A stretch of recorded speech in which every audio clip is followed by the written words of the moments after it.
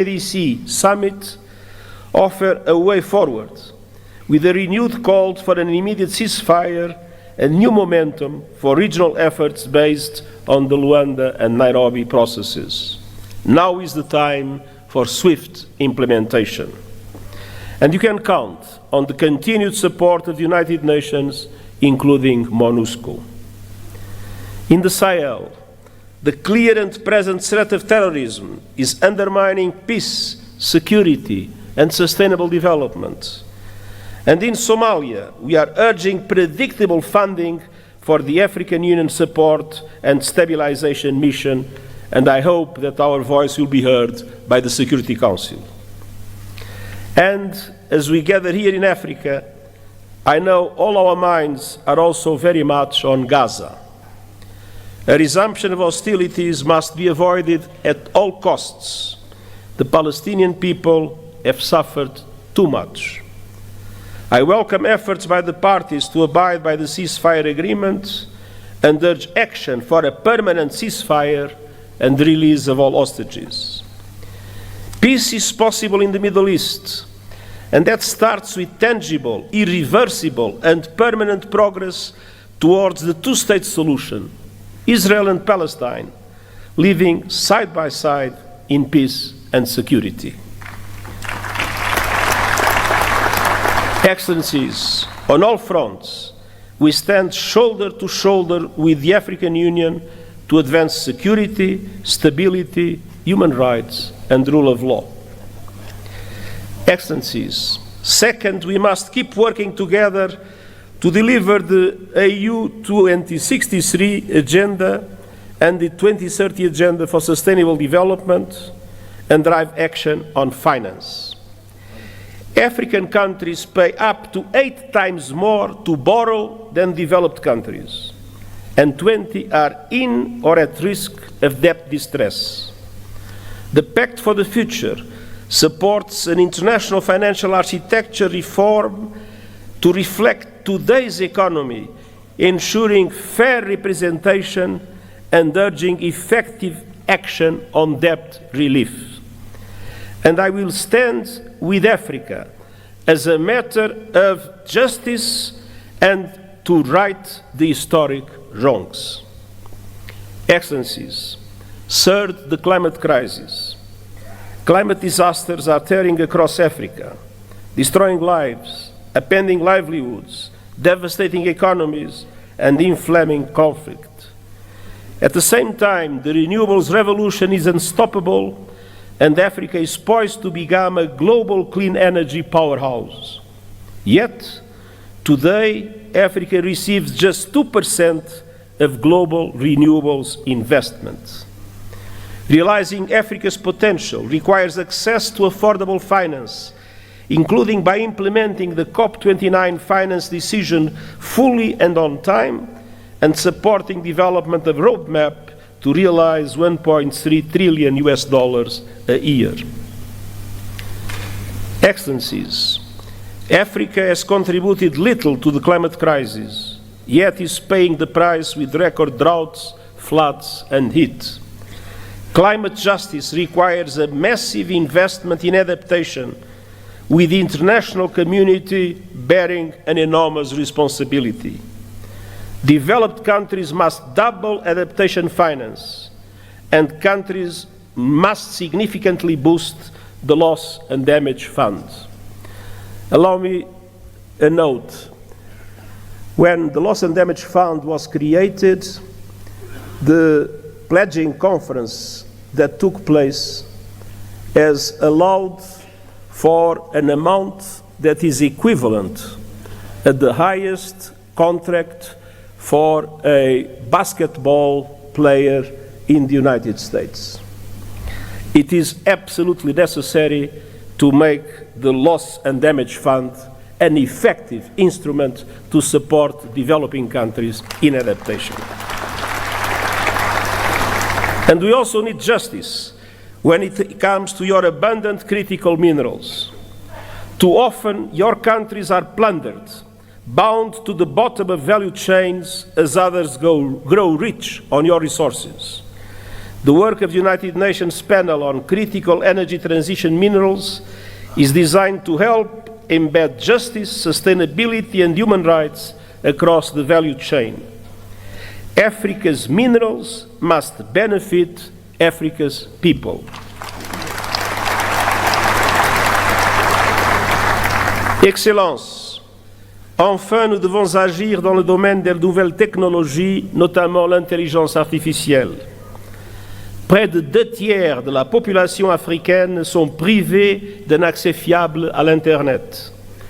Nous avons une responsabilité historique, faire en sorte que l'intelligence artificielle profite à l'humanité tout entière et pas seulement à quelques privilégiés, États et compagnie.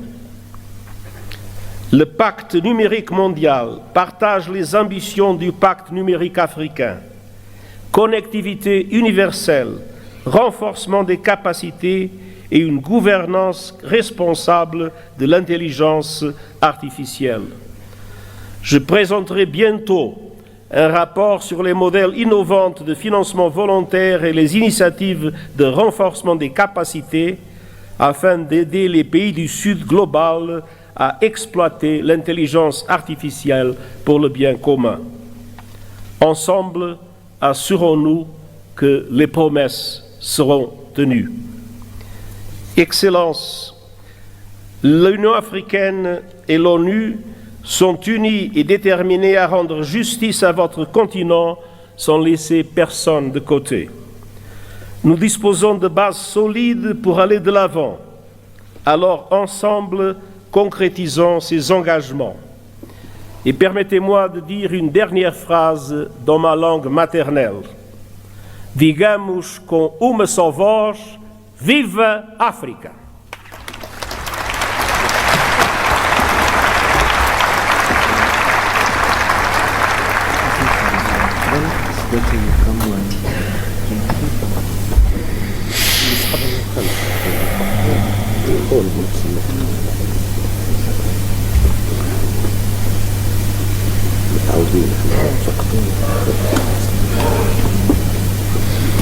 Thank you, Your Excellency, for your statement. We highly appreciate your leadership in strengthening the African Union-United Nations partnership. Thank you. السيدات، أرحب اليوم بفخامة السيد الرئيس محمود عباس أبو مازن رئيس دولة فلسطين، فلتتفضلوا مشكورين بإلقاء كلمتكم.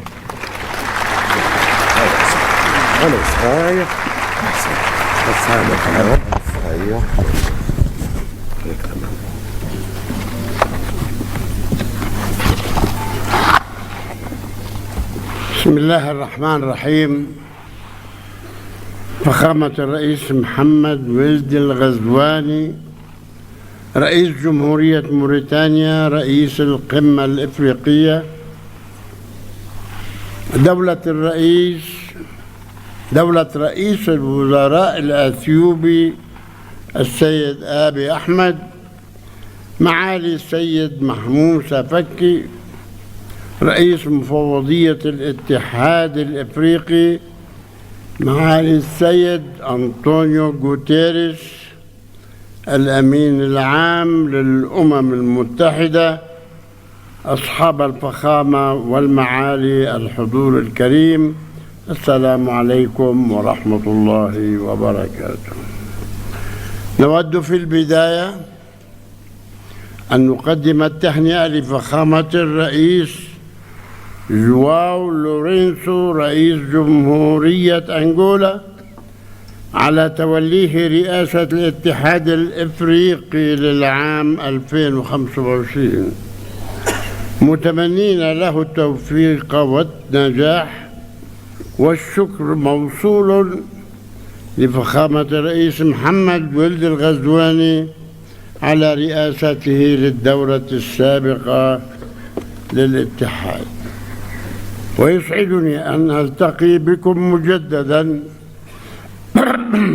وباسم الشعب الفلسطيني الذي يحمل في قلبه تقديراً عميقاً لشعوب وقيادات دول إفريقيا التي نفتخر بصداقتها، والتي كانت ولا تزال داعما مخلصا لنضالنا العادل من أجل الحرية والاستقلال.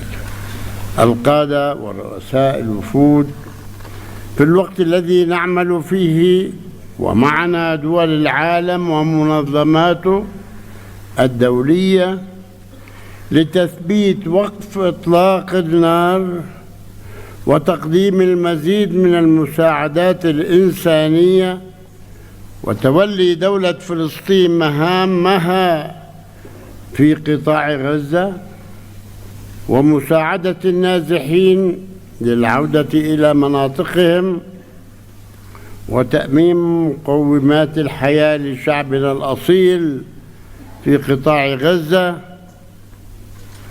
والتجهيز لإعادة الإعمار،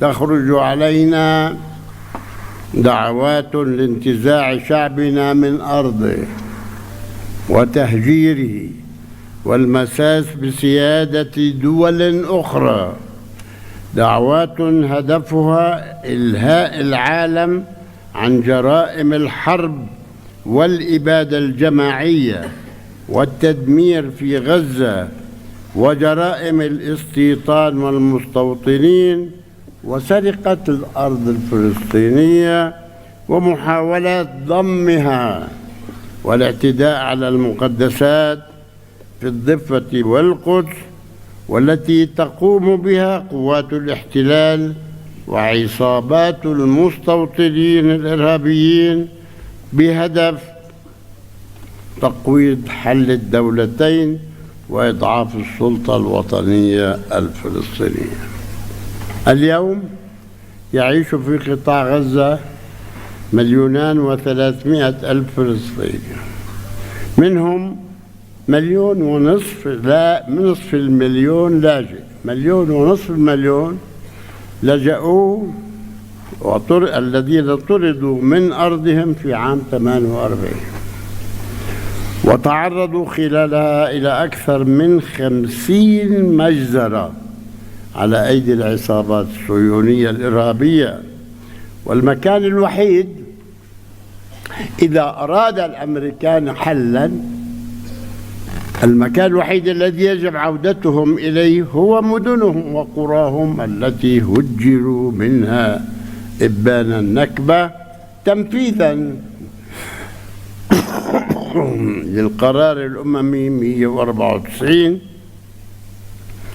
الذي يدعو إلى عودة اللاجئين الفلسطينيين إلى مدنهم وقراهم التي هجروا منها وتعويضهم عن كامل الأضرار التي ألحقت بهم.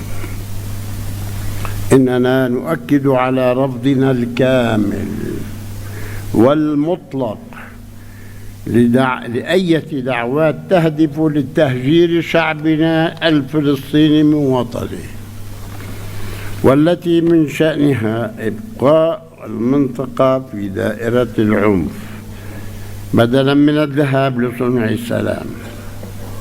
وسيكون واهماً من يعتقد أنه بإمكانه فرض صفقة قرن جديدة التي أطلقت قبل سنوات أو تهجير شعبنا والاستيلاء على أي شبر من أرضنا. ونقدر في هذا الصدد مواقف كل الدول التي رفضت دعوات تهجير شعبنا من وطنه ووقفت إلى جانب حقه في أرضه، مثمنين عاليا موقف الاتحاد الإفريقي ودوله الأعضاء في هذا الشأن. إن هذه الممارسات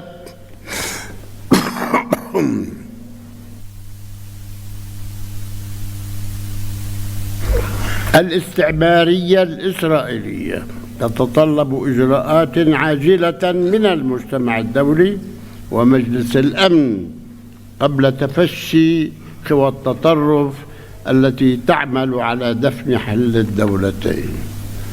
القادة ورؤساء الوفود، إن قضيتنا الفلسطينية هي قضية عدل لشعب يسعى للحرية والاستقلال، وإن التزامنا بالشرعية الدولية والاتفاقات الموقعة بما فيها تنفيذ الرؤية المبنية على حل الدولتين يقضي بإنهاء الاحتلال الإسرائيلي الذي يسيطر بالقوة العسكرية على أرض دولة فلسطين بعاصمتها القدس الشرقية على خطوط العام 67. هذا ما قررته الشرعية الدولية وقرار مجلس الأمن 242 و338 وتنفيذ مبادرة السلام العربية لتعيش جميع شعوب المنطقة في أمن وسلام وحسن جوار، وهو الأمر الذي يأتي تنفيذا للرؤية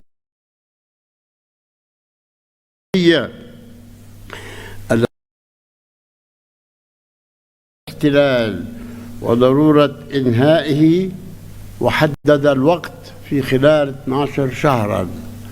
المحكمة الدولية قررت 12 شهر يجب عليه أن ينتهي وفق قرار الجمعية العامة للأمم المتحدة وعقد مؤتمر الأطراف السامية المتعاقدة على اتفاقية جنيف الشهر المقبل.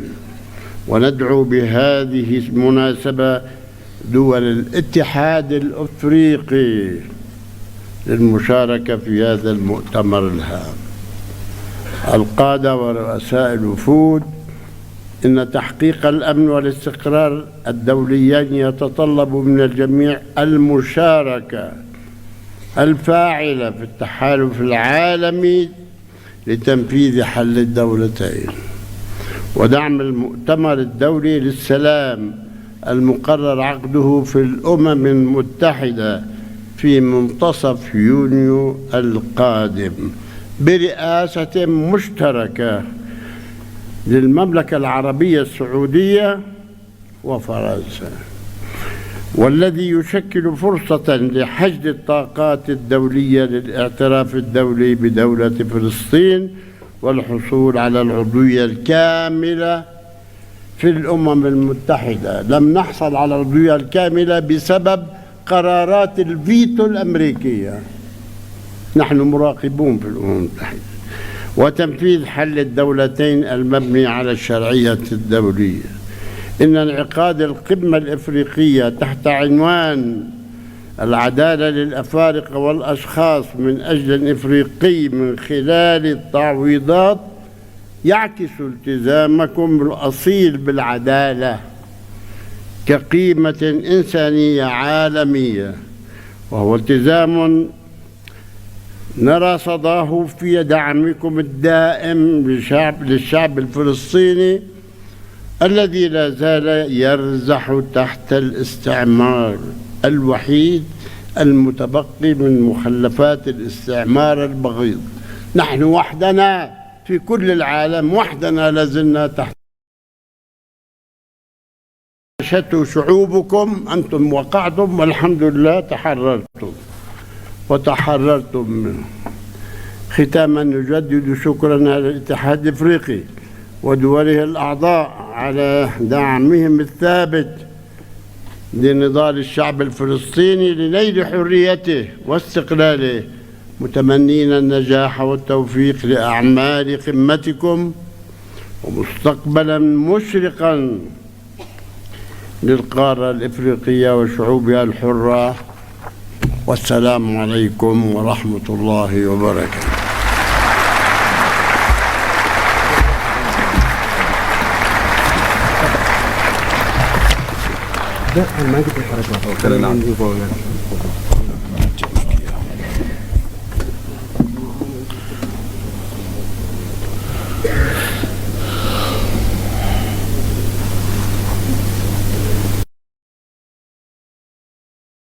شكرا فخامة رئيس دولة فلسطين أبو مازن على خطابكم الضافي. إن مشاركتكم تؤكد من هذا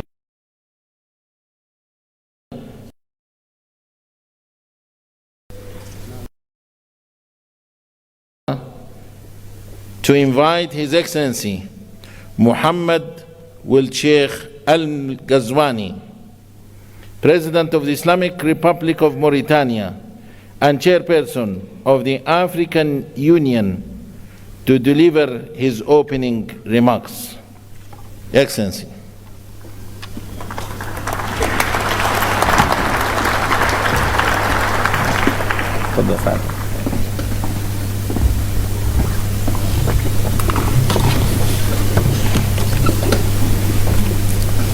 بسم الله الرحمن الرحيم، والصلاة والسلام على سيدنا محمد. أصحاب الفخامة والمعالي رؤساء الدول والحكومات، صاحب الفخامة السيد أبي أحمد رئيس الوزراء لجمهورية إثيوبيا الاتحادية الديمقراطية، معالي السيد موسى فقي محمد معالي رئيس مفوضية الاتحاد الإفريقي، معالي السيد أنطونيو غوتيريش الأمين العام للأمم المتحدة، فخامة الرئيس محمود معالي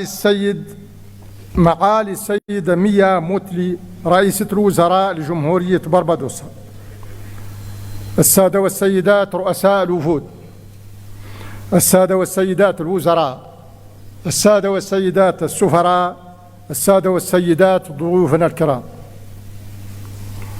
أود بداية أن أتوجه بجزيل الشكر للحكومة والشعب الإثيوبيين على ما اتخذوه من إجراءات لتسهيل التنظيم لمحكم لقمتنا هذه، وعلى ما أحطنا به ونحاط به دائما من عناية فائقة وكرم ضيافة أصيل في هذه المدينة العريقة، موطن ميلاد المؤسسية الأسمى عن طموح وتطلعات إفريقيا موحدة آمنة مستقرة ومزدهرة. كما يطيب لي أن أجدد الشكر لإخوتي رؤساء الدول والحكومات الإفريقية على ما شرفوني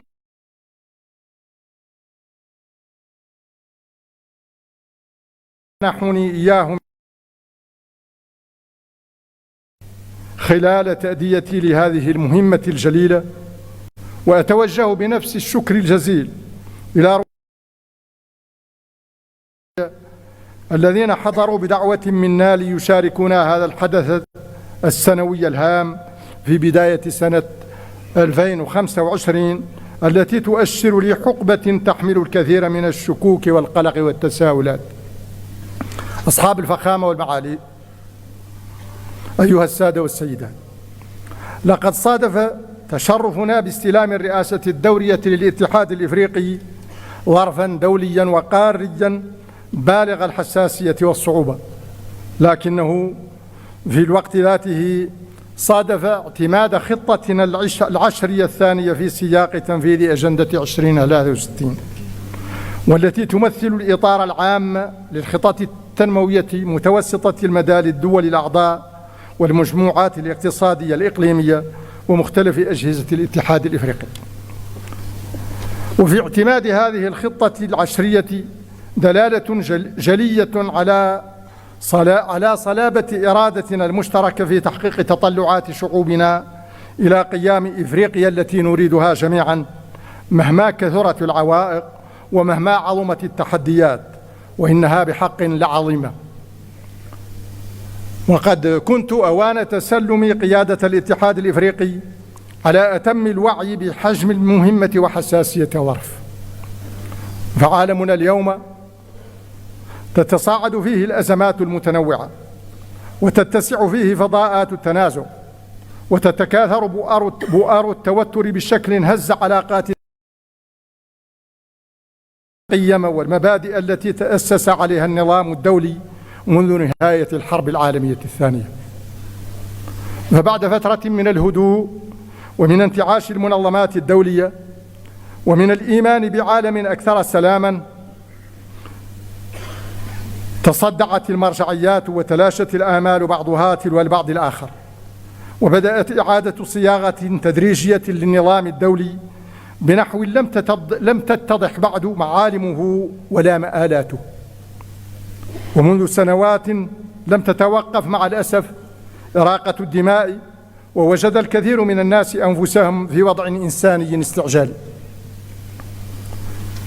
وعرف العالم مستوى من العنف والهمجية لم يشهد له نظيرا منذ الحرب العالمية الثانية، وفيما تعرضت وتتعرض له فلسطين المحتلة أوضح مصداق على ذلك. ويعقد هذا المشهد الدولي العام ويزيده قتامة ما فشى في قارتنا من حروب ونزاعات وعنف وتطرف وإرهاب.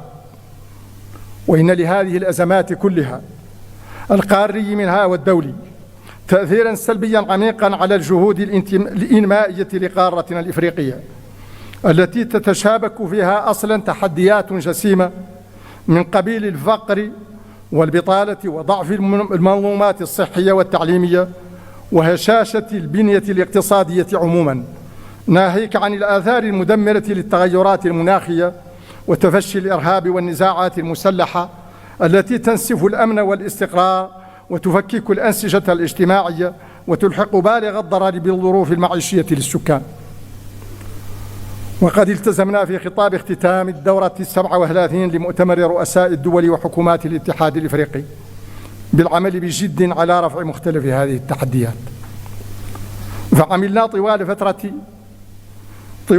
فترة ولايتنا في احترام تام لنظم الاتحاد ولتناسق تناغم مؤسساته، وكذلك في انسجام كلي مع المفوضية والجماعات الاقتصادية الإقليمية والآليات الإقليمية، على مواصلة وتعزيز جهود السلام وحل النزاعات بالطرق التفاوضية السليمة، بدعمنا مثلا الجهود القيمة التي يقوم بها صاحب الفخامة دينيس الاتحاد مستوى الاتصال المنتظم مع صاحبي الفخامة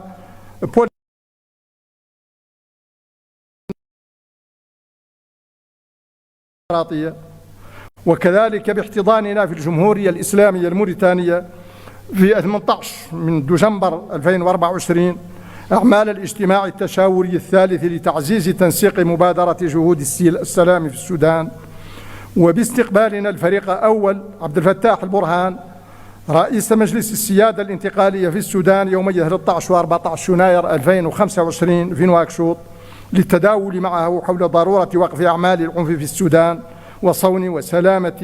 وصون سلامة شعبه وحوزته الترابية. وعلى الرغم من جهود الاتحاد والمجموعات الإقليمية وآحاد الدول الأعضاء، لا يزال قيام السلام الشامل والمستديم بقارتنا هدفا ينتظر التحقق. وإنني إذ أدعو إلى تنفيذ القرارات الجريئة التي اتخذتها قمة مالابو الاستثنائية في مايو 2022 لمعتقد حقا بضرورة مساءلة هيكل السلم والأمن الإفريقي في اتجاهات 4: التناغم واستدامة التمويل والتفعيل والشمول، وكذلك من حيث ملائمته لطبيعة التحديات الأمنية الراهنة والتغيرات اللا دستورية الطارئة.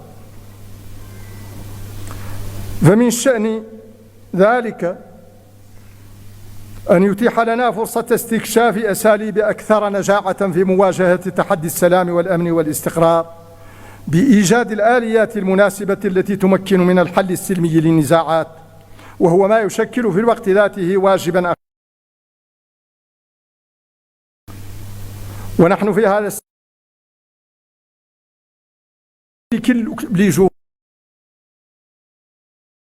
في هبة عامة ضمن جهد جماعي منسق وشامل لرفع هذا التحدي. أصحاب الفخامة والمعالي، أيها السيدات والسادة، لقد أولينا بالغ العناية للأجندة التنموية طوال مأموريتنا، بسعينا المستمر لحشد المزيد من التمويل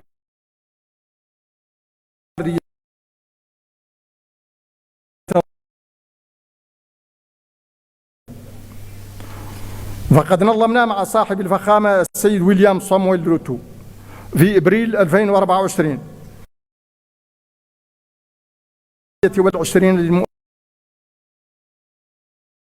عززنا عملية الدعم هذه مع صاحب الفخامة ألسان وترا أثناء القمة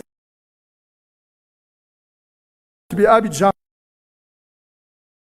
ومثلت لحظة هامة في عملية التجديد 21 لموارد هذه المؤسسة. وقد أسفرت جهود الدعم والمناصرة هذه عن تجديد موارد المؤسسة الدولية للتنمية بمستوى غير مسبوق وصل 100 مليار دولار في أعمال القمة الإفريقية الكورية، وحصلنا خلالها على زيادة كبيرة في من الأموال الكورية الموجهة نحو المساعدة الإنمائية، والتي ارتفع حجمها بالنسبة لإفريقيا من 5.5 مليار دولار إلى 10 مليارات دولار، علاوة على مبلغ 14 مليار دولار مخصصة لتمويل الصادرات دعما للشركات المستثمرة في قارتنا. ينضاف لذلك ما أسفرت عنه النسخة الرابعة من قمة التعاون الصيني الإفريقي على مستوى الرؤساء من إعلان تخصيص جمهورية الصين الشعبية 50 مليار دولار لدفع عجلة التنمية في قارتنا. وبالموازاة مع الجهد المبذول في سبيل تعبئة الموارد، حرصنا خلال مشاركتنا في قمة مجموعة السبع بإيطاليا في يونيو 2024 وقمة مجموعة بريكس في روسيا الاتحادية أكتوبر 2024 وقمة مجموعة العشرين في البرازيل نوفمبر 2024 وغيرها من المحافل الأخرى على تأكيد ضرورة حل مشكل المديونية التي تعيق بقوة جهودنا التنموية، وعلى مراجعة نظام المساعدة العمومية الإنمائية القائم لقصوره عن تحقيق الأهداف المبتغاة منه، مطالبين باستحداث ميثاق جديد لتمويل التنمية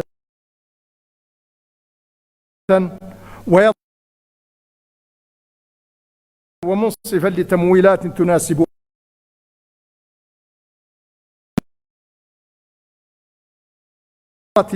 في المؤسسات المالية المعددة الأطراف لضمان مراعاة حاجاتها الإنمائية الملحة في الأجندة التنموية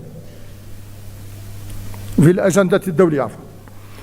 وإن الغاية من العمل على تعبئة الموارد في الأساس دفع عجلة التنمية لتعزيز قدرة قارتنا على تحويل إمكاناتها ومواردها الهائلة إلى تنمية مستديمة فعلية ترفع التحديات التي تواجهها والتي عمقتها الأزمات الاقتصادية والأمنية والصحية والمناخية. وفي هذا السياق وعملا بما تقرر من اتخاذ بناء الوصول إلى التعاون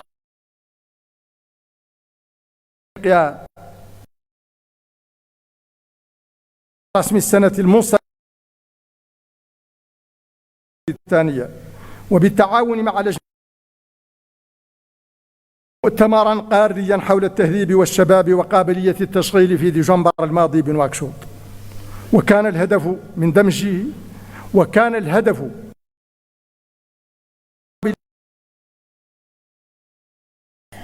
التركيز كان القارة فئة الشباب المعرضة لمخاطر البطالة وللهجرة غير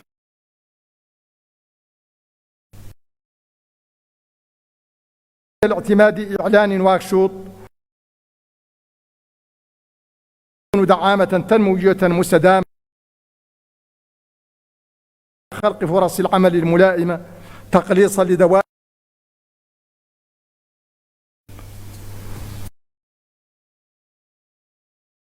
إلى نظام يحتاج كذلك مثل كل مواطن إفريقي عموما إلى منظومات صحية تؤمن نفاذا شاملا لخدمات صحية جيدة وتكون قادرة على الصمود في وجه الحوائج والصدمات الصحية الطارئة كالتي شهدتها القارة مؤخرا مثل جدري القردة وماربو والكوليرا. وأود في هذا المقام التنويه بالإدارة الاستباقية التي واجه بها المركز الإفريقي لمكافحة الأمراض والوقاية منها في إفريقيا ما استجد مؤخرا من صدمات صحية مفاجئة، مهنئا الدكتور جان كاسيا وفريقه على العمل الرائع الذين يقومون به في هذا الإطار. وسأتشرف اليوم أمامكم بتقديم تقرير مفصل بهذا الخصوص بحول الله وقوته. أصحاب الفخامة والمعالي، أيها السادة والسيدات، انسجاما مع إعلان داكار حول السيادة الغذائية ومع الوثيقة المنبثقة عن قمة إفريقيا والولايات المتحدة، نظمنا قمتين استثنائيتين في سبيل تعزيز المنظومات في قبيل تعزيز المنظومات الزراعية. انعقدت أولاهما في نيروبي في مايو 2024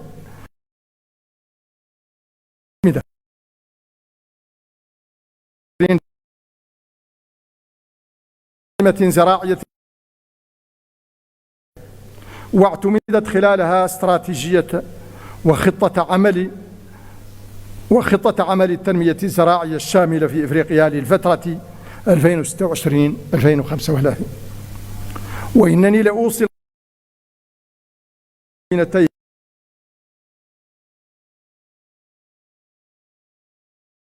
التربة لصالح الإنتاج الغذائي المستدام وتحفيز الاستثمار وبناء زراعة صناعية. ومعلوم أن النهوض بقطاع إنتاجي كالزراعة خاصة في البعد الصناعي منه يستلزم توفر طاقة نظيفة بالكمية الكافية وبالتكلفة الملائمة. وسعيا إلى تحقيق هذا الهدف نظمنا في دار السلام مع صاحبة الفخامة السيدة سامية صلوحو وبالتنسيق مع مجموعتي البنك المنصرم القمة الإفريقية حول الطاقة المهمة 300 من أجل ضمان النفاذ إلى الكهرباء لصالح 300 مليون مواطن إفريقي في جنوب الصحراء. وقد تم خلال القمة عرض التعهدات الطاقوية الوطنية للعديد من الدول الإفريقية. وإنني لحريص في هذا الإطار على تقديم التهنئة والشكر الجزيل لرئيس البنك الإفريقي للتنمية السيد أكويميني أديسينا، وكذلك لرئيس مجموعة البنك الدولي السيد أجاي بانغا على ما حرص عليه من توحيد الجهود في إطار هذه الشراكة الطموحة، وكذلك على ما دأب عليه من دعم وموازرة للجهد التنموي الإفريقي. ثم إن للطاقة دورا أساسا في التحديات البيئية التي تلحق بالغ الضرر بمجموعاتنا الإفريقية، على الرغم من ضآلة مساهمتنا وحجم جهودنا الكبيرة في إحراز تحول طاقوي تدريجي وعادل. ولذا باسمكم جميعا خلال الدورة 29 لمؤتمر تغير المناخ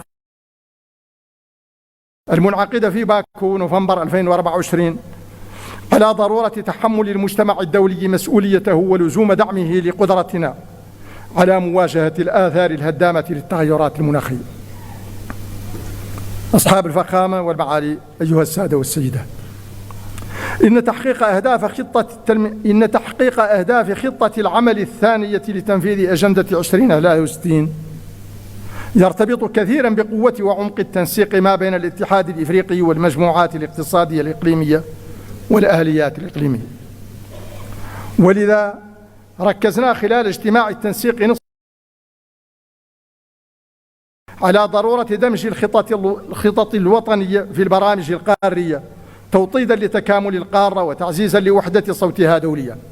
ووحدة الصوت هذه هي ما سيمكننا من أن نتبوأ المكانة التي تسمح لنا بالإسهام الفعال في صياغة جداول الأعمال الدولية على نحو يجعلها أكثر تركيزا على قضايانا الإفريقية الحساسة. ولذا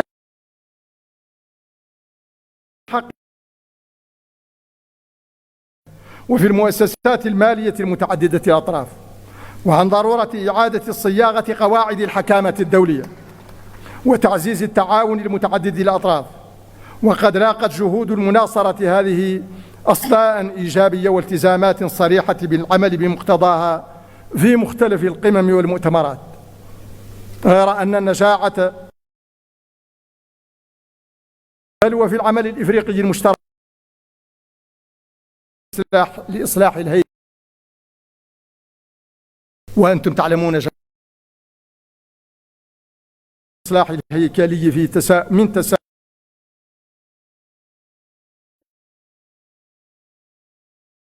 تناوب المرشحين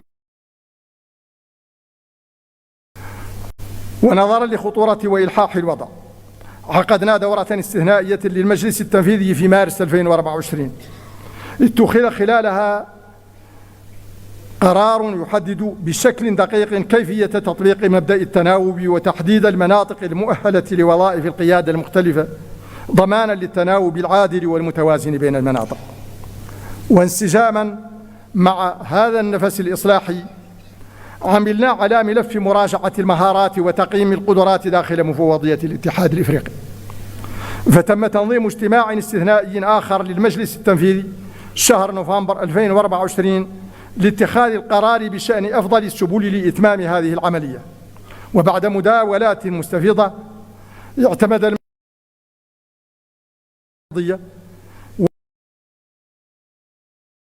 لهذه العملية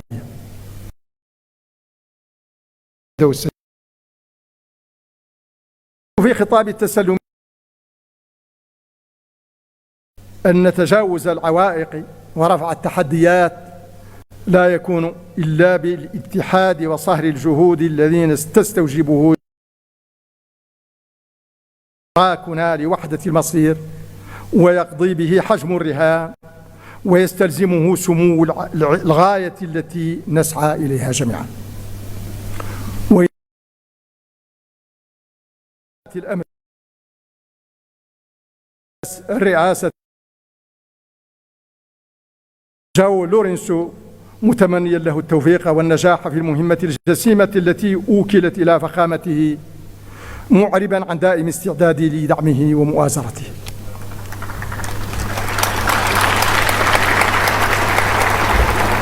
ولا يفوتني هنا أن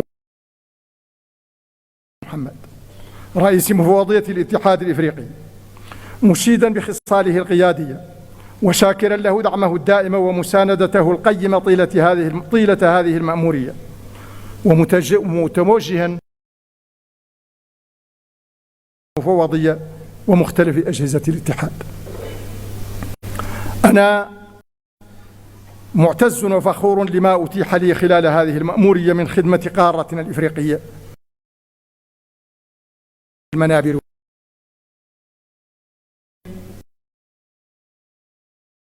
أنا أعمق إيمانا بأهداف الأجندة 2063 وأقوى عزما وإرادة على المشاركة الفعالة في ذلك. وإذ أجدد التهنئة لأخي صاحب الفخامة لأرجو له ولأعمال قمتنا هذه الاتحاد الإفريقي.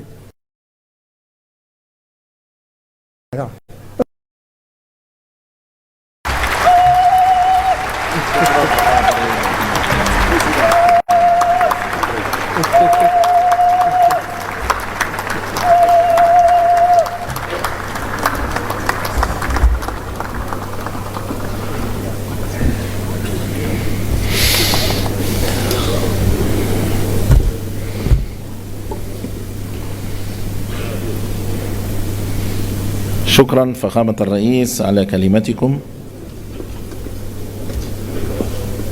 Excellencies, ladies and gentlemen, now allow me to invite Yusuf Mundoha Asumani to Ethiopia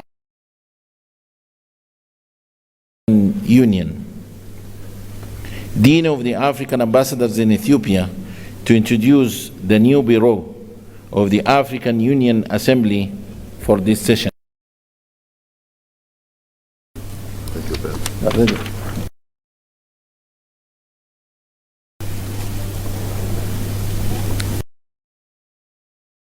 Excellence Ahmed Ould, président en exercice et président de la République islamique de Excellence Monsieur Abiy Ahmed, Premier ministre de la République fédérale démocratique. Excellences, Messieurs et Madame les chefs d'État de l'Union africaine, Excellences, Messieurs de l'État de la Palestine, Excellences, Madame la première vice-présidente de la République de Barbados,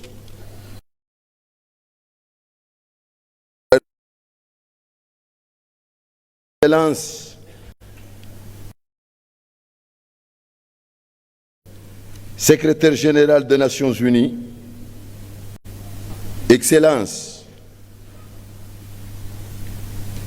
Monsieur Moussa Faki Mahamat, Président de la Commission de l'Union africaine, Excellence, Monsieur le Secrétaire général adjoint de la Ligue des États arabes, Excellences, Mesdames les chefs des délégations, Excellences, représentants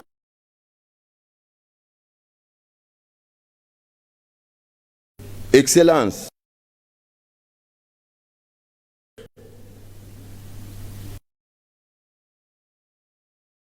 les chefs des organes de l'Union africaine, chers invités, à vos rangs et grades, Assalamu alaikum wa rahmatullahi wa barakatuh. J'ai l'insolent honneur de vous présenter le bureau de la conférence pour l'année 2025, conformément à l'article 16 du règlement de la conférence. Le bureau se compose comme suit. Président, là.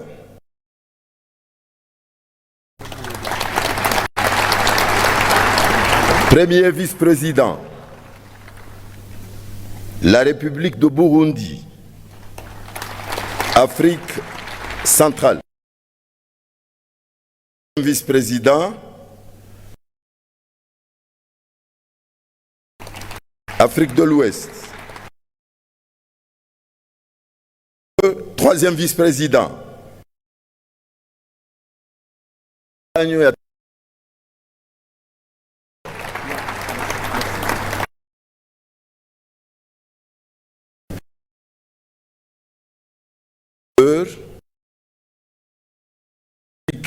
islamique de Mauritanie,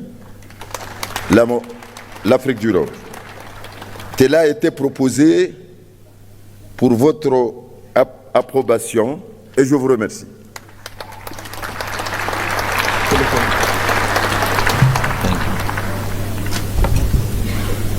Thank you, Your Excellency, and congratulations for the new elected bureau.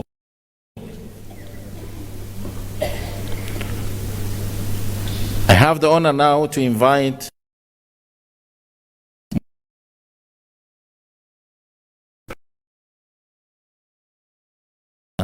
to deliver his hand.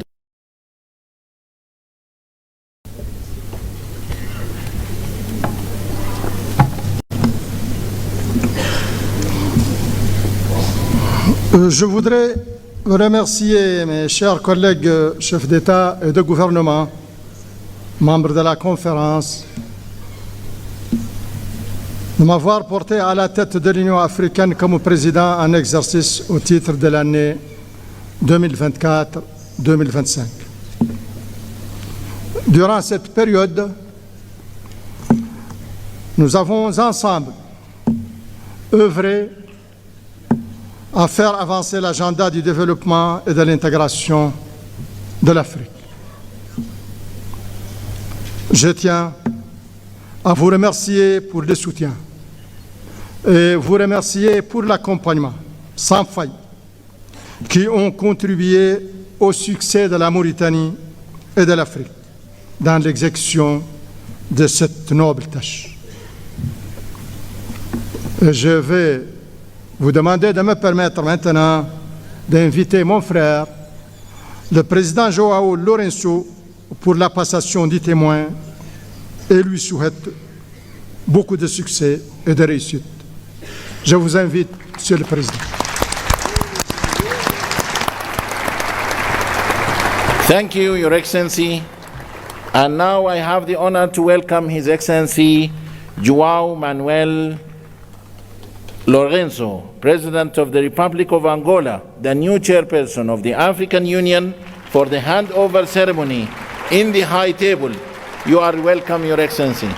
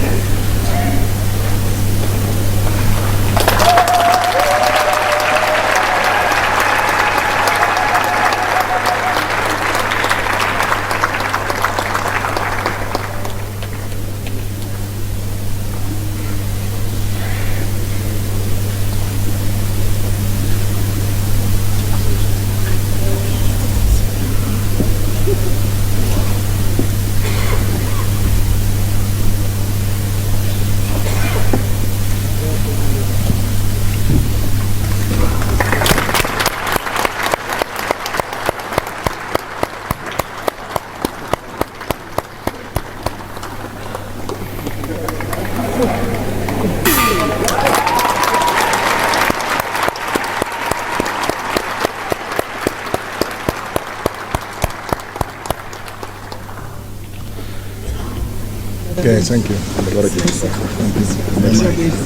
Obrigado.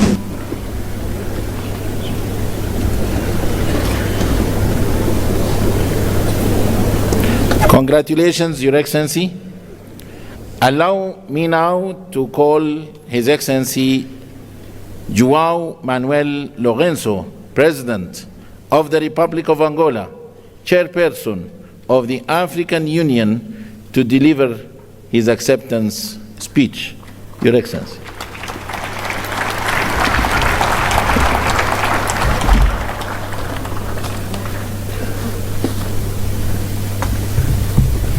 Your Excellency.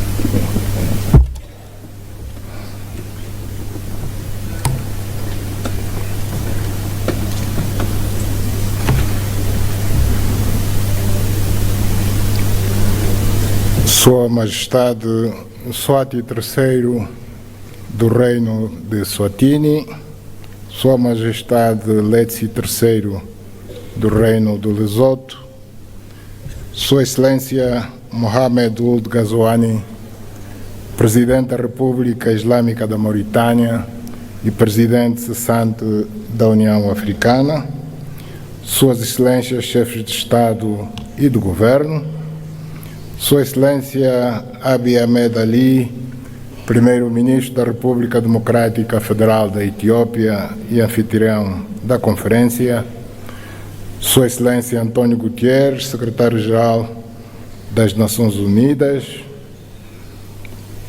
Suas Excelências representantes de chefes de Estado e do Governo, Sua Excelência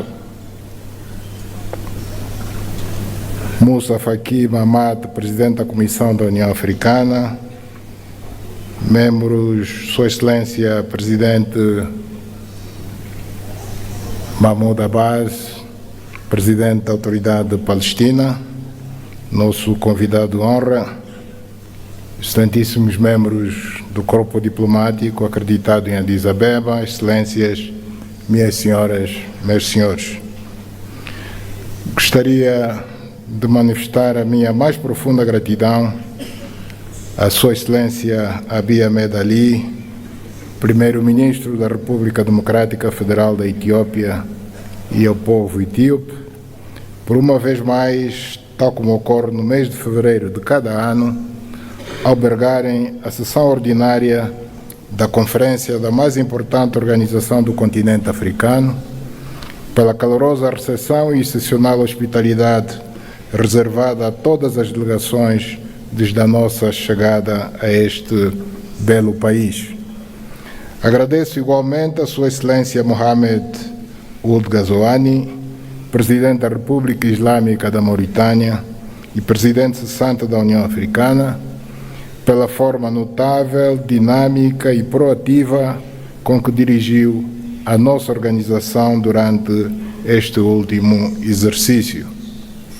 Foram desenvolvidas durante o seu mandato ações que contribuíram de forma apreciável para a realização dos principais objetivos definidos pela nossa organização para o ano que terminou, como o de se apostar na construção de sistemas educativos pujantes, de modo a permitir o acesso à educação de qualidade a todos os cidadãos africanos, tendo em vista a melhoria do desempenho do continente a nível global, em conformidade com os objetivos preconizados na Agenda 2063 da União Africana e com os da Agenda 2030 das Nações Unidas. Vossa Excelência deixa-nos um grande legado, cabendo-nos a responsabilidade de trabalhar no sentido de valorizar e potenciar ao máximo o trabalho por si realizado, pelo que conto para este efeito com o apoio e experiência do Sr. Presidente e o dos outros Estados-membros da União Africana, de modo a que a República de Angola possa levar por diante uma presidência que vá ao encontro das expectativas dos cidadãos do nosso continente e ajude a acrescentar mais um passo no caminho que percorremos para se alcançar o objetivo do desenvolvimento socioeconômico de nossos países, a concretização da Agenda 2063 no quadro de todas as ações e esforços que empreendemos para construir a África que queremos. Os meus agradecimentos estendem-se a cada Estado-membro da União Africana, especialmente aos da África Austral, região onde estamos inseridos, pela confiança depositada em Angola para presidir neste ano de 2025 a União Africana, numa altura em que o nosso continente se depara com imensos problemas ligados à paz e segurança, que constituem um fator de bloqueio a todas as iniciativas e ações que procuramos levar a cabo em benefício do desenvolvimento das nossas nações. Como é do conhecimento de todos, é a primeira vez que a República de Angola assume esta importante responsabilidade de conduzir os destinos do nosso continente nos próximos 12 meses, o que me levará a olhar com atenção para os principais problemas de África e colocar ao serviço da nossa organização a nossa experiência na busca de soluções para as questões relativas à paz e segurança e cuidar da implementação pelos Estados-membros das políticas econômicas e sociais que promovam o progresso e o desenvolvimento do nosso continente. Tem para nós um significado muito especial o facto de assumirmos a presidência pro tempore da União Africana neste ano 2025, em que Angola comemora 50 anos da sua independência nacional. Excelências, minhas senhoras, meus senhores, no decurso desta conferência serão debatidas questões de grande relevo para a organização, funcionamento e crescimento da União Africana, bem como para a operacionalização de um modo prático da questão relativa à justiça para os africanos e os afrodescendentes por meio de reparações, que constitui o lema escolhido para este ano e também o que Angola elegeu para a sua presidência, que está centrado na importância do investimento nas infraestruturas como fator de desenvolvimento de África. A conjugação destes dois aspectos pode levar-nos a construir um canal de comunicação e de diálogo com os nossos parceiros internacionais que os faça compreender a importância e vantagem de cooperar com uma África desenvolvida, industrializada, com capacidade para superar a fome, a pobreza, a miséria e o desemprego, reduzindo assim a probabilidade de conflitos armados e de imigrantes ilegais junto às suas fronteiras. Teremos a oportunidade de abordar estas questões na 4ª Conferência Internacional sobre o Financiamento para o Desenvolvimento, a ter lugar em Sevilha, Espanha, de 30 de junho a 4 de julho do corrente ano, por constituir uma oportunidade histórica para se redefinirem as regras de financiamento global baseadas na justiça econômica e na inclusão.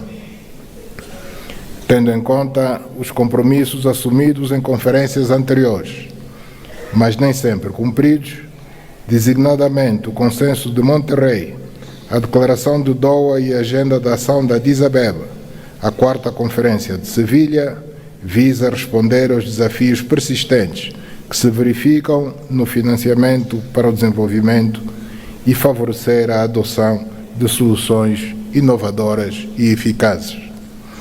Temas como a justiça fiscal, o alívio da dívida, o financiamento climático, as reformas nas instituições financeiras globais e a inclusão social devem merecer a nossa atenção para que seja adotada uma posição comum que garanta ao continente o reforço da sua influência na governação financeira global, uma redução dos custos do endividamento e o acesso aos recursos necessários para alcançar um desenvolvimento sustentável. A concretização destes objetivos criará seguramente sinergias que vão dinamizar e ampliar as trocas comerciais, o intercâmbio cultural, técnico, tecnológico, científico e noutras áreas que poderão produzir vantagens significativas para todas as partes. Acreditamos que nas perspectivas que traçamos para os nossos países, enquanto governantes, incluímos programas a serem executados com um grande sentido de prioridade no domínio das infraestruturas fundamentais, designadamente as vias rodoviárias e ferroviárias, os portos e aeroportos, as centrais de produção de energia elétrica e respectivas linhas de transportação e distribuição, absolutamente indispensáveis para a industrialização do nosso continente e a melhoria das condições de vida das nossas populações. No decurso da presidência pro tempore da União Africana, que passamos a exercer a partir de hoje, pretendemos lançar, em articulação com todos os membros desta nossa instituição, um vasto plano de atração de investimentos e de captação de recursos financeiros significativos junto dos nossos grandes parceiros internacionais, para que a Comissão da União Africana estabeleça as bases e defina os projetos de infraestruturas a serem realizados. Destaco o contributo que Angola poderá prestar ao desenvolvimento de África, colocando ao dispor o excedente energético que tem para a mitigação das necessidades de vários países neste domínio da energia.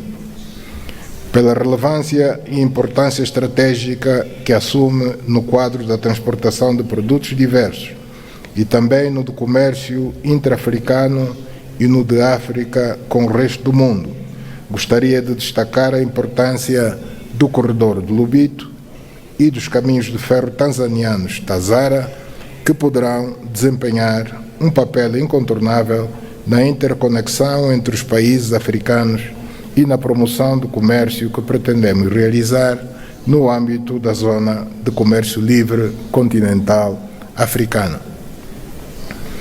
Tendo em vista o que referi anteriormente, considero que devemos ter uma estratégia bem definida para colhermos benefícios significativos do facto de a União Africana integrar o G20, o que constitui uma conquista essencial para garantir que o nosso continente seja parte ativa das decisões econômicas globais.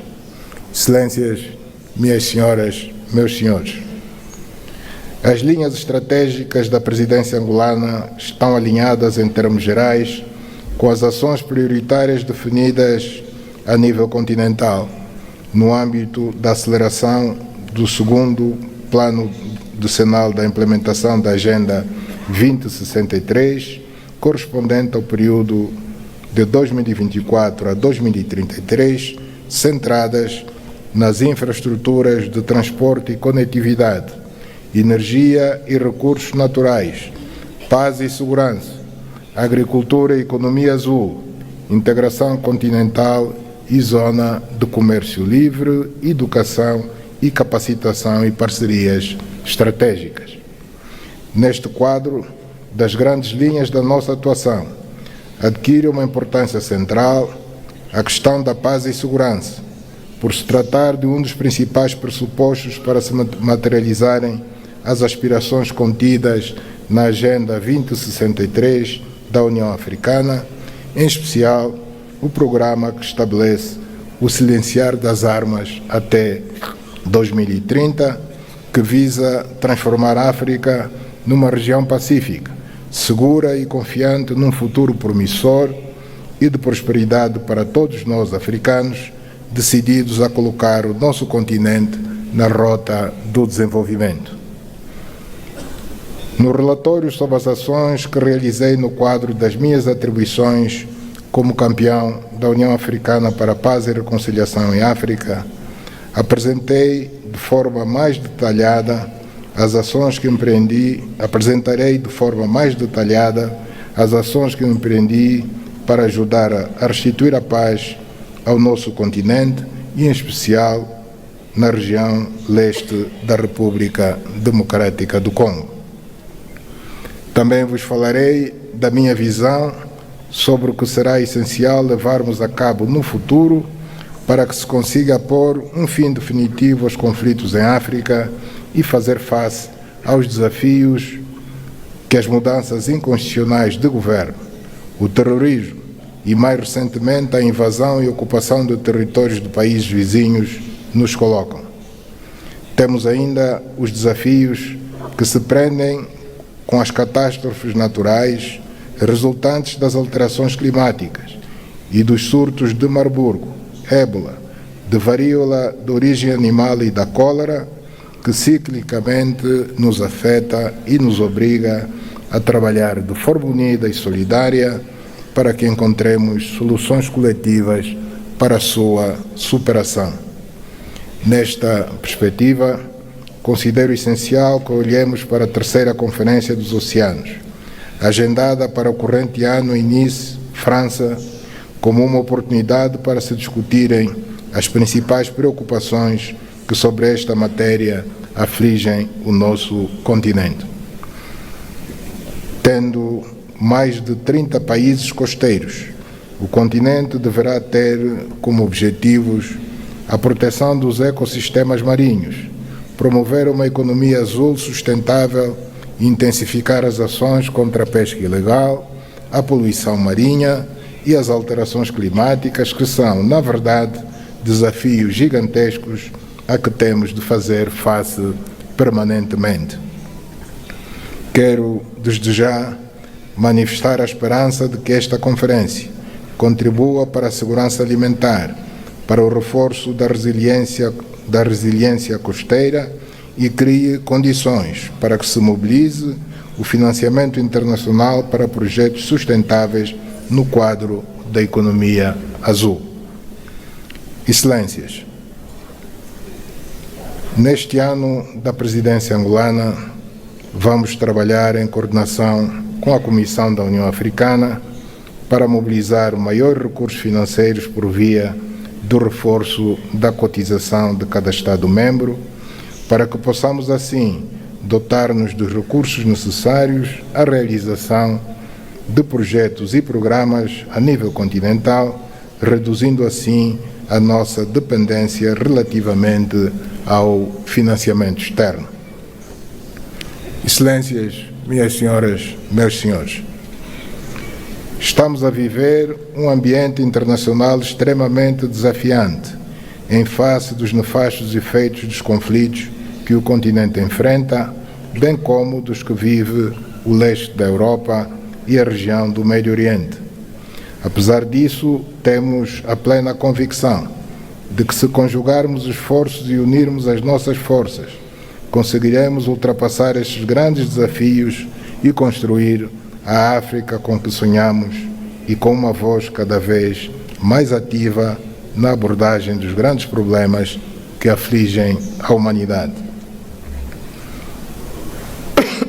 É neste contexto que considero que devemos continuar a agir como um só corpo, no sentido de que as Nações Unidas se tornem mais inclusivas e alinhadas com os desafios e oportunidades de hoje, devendo a reforma do Conselho de Segurança continuar a ser uma prioridade fundamental para o nosso continente, pelo que é importante que reafirmemos o nosso compromisso com o consenso de Leone e a declaração de Sirte de 2005 a favor de 2 lugares de membros permanentes com o direito de veto e outros privilégios inerentes.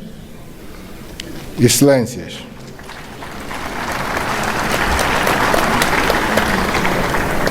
gostaria de pedir a todos a maior contribuição possível para que a presidência da nossa organização continental, que a partir de hoje assumo, possa decorrer num clima de grande compreensão e com o dinamismo que se impõe neste longo caminho que juntos percorremos pela transformação da África num continente de riqueza, de prosperidade para seus filhos. Permitam-me que transmita uma palavra de apreço à Sua Excelência Moussa Faki Mahamat e aos comissários que cessam hoje as suas funções na Comissão da União Africana pelo excelente trabalho desenvolvido no decurso dos seus mandatos ao serviço da nossa Casa Comum. Desejo à nova liderança sénior da Comissão da União Africana muitos sucessos no desempenho das novas funções, enquanto apelamos para que o espírito pan-africano e os ideais dos pais fundadores continuem a guiar o futuro da nossa organização continental. Declaro que aceito passar a exercer, a partir de hoje, as funções de presidente pro tempore da União Africana e que as lágrimas que derramamos hoje pela perca do grande filho de África, Samu Yoma, se transformem na força que nos vai fazer superar todos os desafios que temos pela frente. Muito obrigado pela atenção.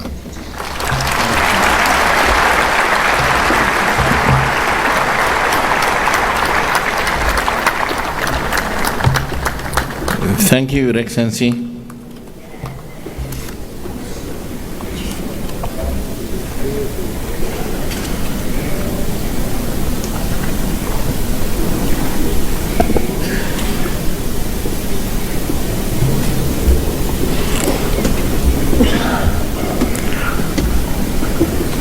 Excellencies, ladies and gentlemen, in introducing the theme of the year 2025, Justice for Africans and people of African descent through reparations, it is now with great honor that I welcome Her Excellency Dr. Monique Nzanza Baganwa, the Deputy Chairperson of the African Union Commission, who will share her introductory remarks.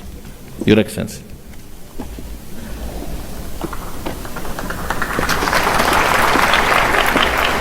Then you will introduce Barbados.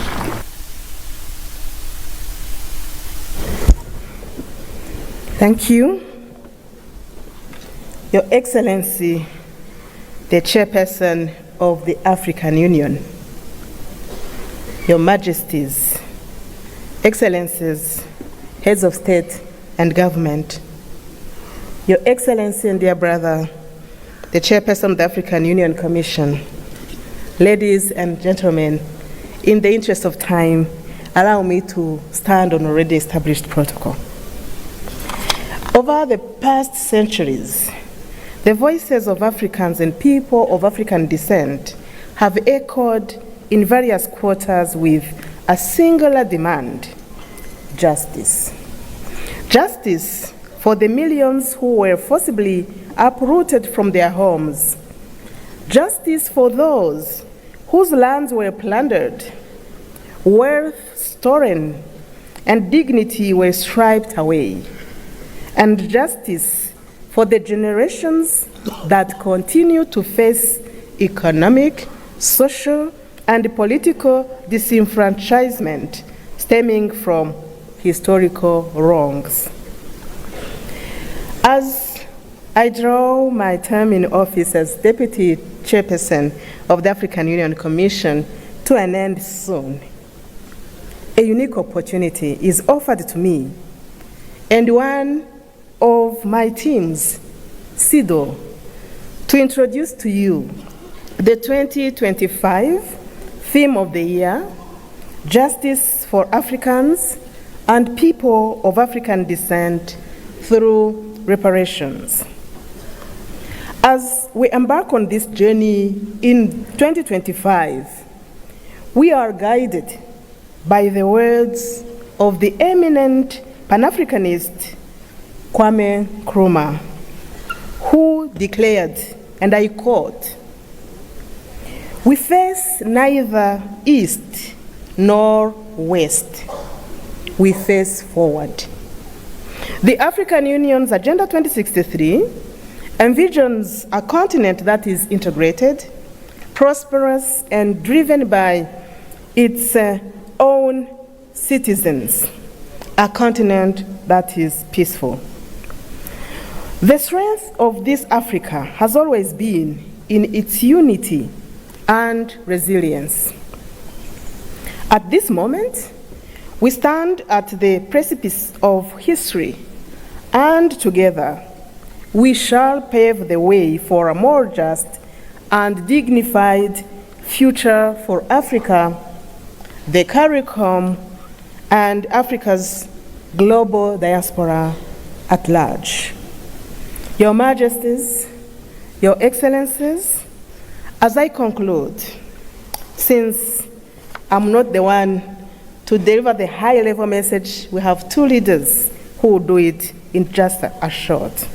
But let me take this opportunity to thank all our stakeholders who have journeyed with us. Thank you, Ghana, and our champion, President Mahama, for inspiring the African Union with this theme.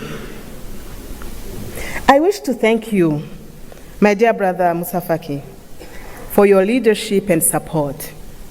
But through you also, acknowledge our teams who have worked hard around this theme of the year. Especially, I wish to recognize two ladies. Madam Coleman from your cabinet chairperson, and Angela from SIDO. You did an amazing work. Special appreciation goes to Her Excellency Mia Amor Motley, Prime Minister of Barbados and Chair of the CARICOM Authority. You have traveled all the way from home to another home to join us in today's launch. May I now invite you, Your Excellency, to come to the podium and address this august assembly. I thank you.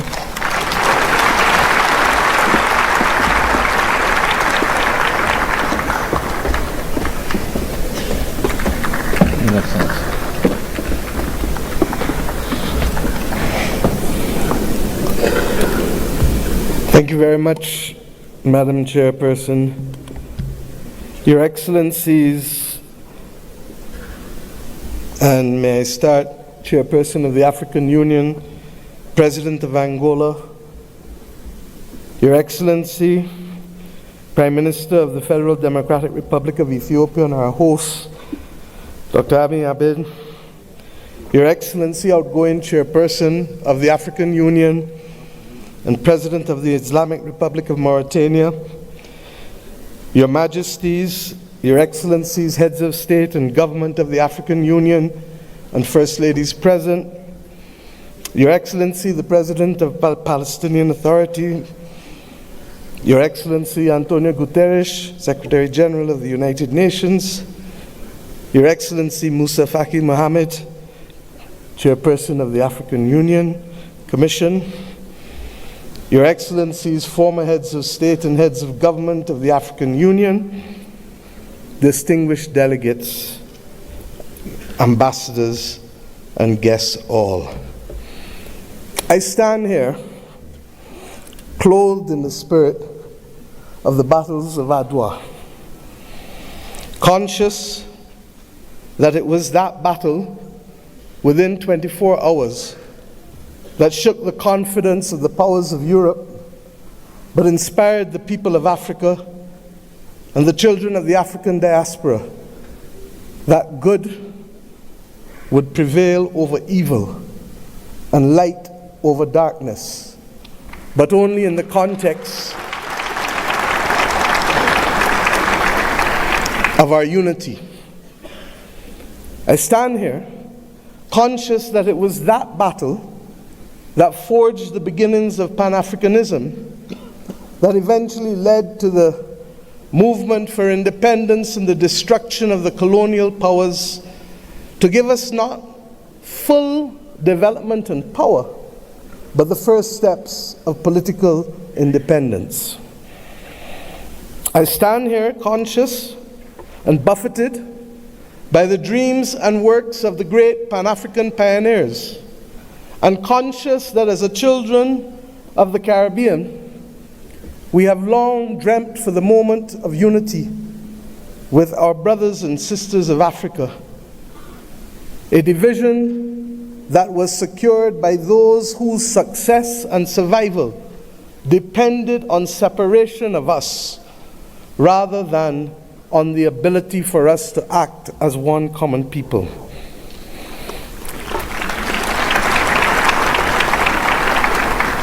Our relationship, you can say, was embryonic, but regrettably, as long as it has been and as related as we have been, it has been sporadic. And it is up to us as the children of independent states to determine whether the history of separation shall be our future or whether the spirit of Adwa can be our inspiration to confront the challenges of a new world.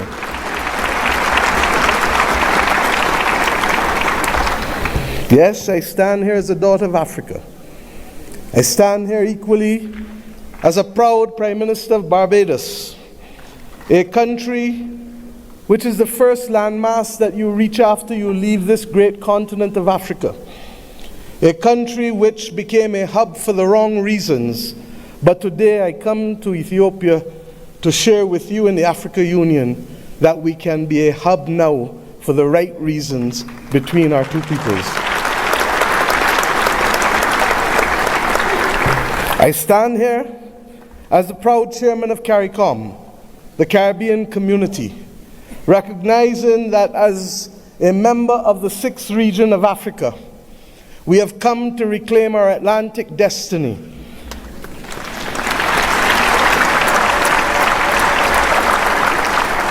We have come to ensure that the very futures of our people are different and will not once again be determined by a middleman who will ensure that the Middle Passage is one that sees our people at the bottom of the ocean's floor of the Atlantic or in the fields of the plantations of the Caribbean,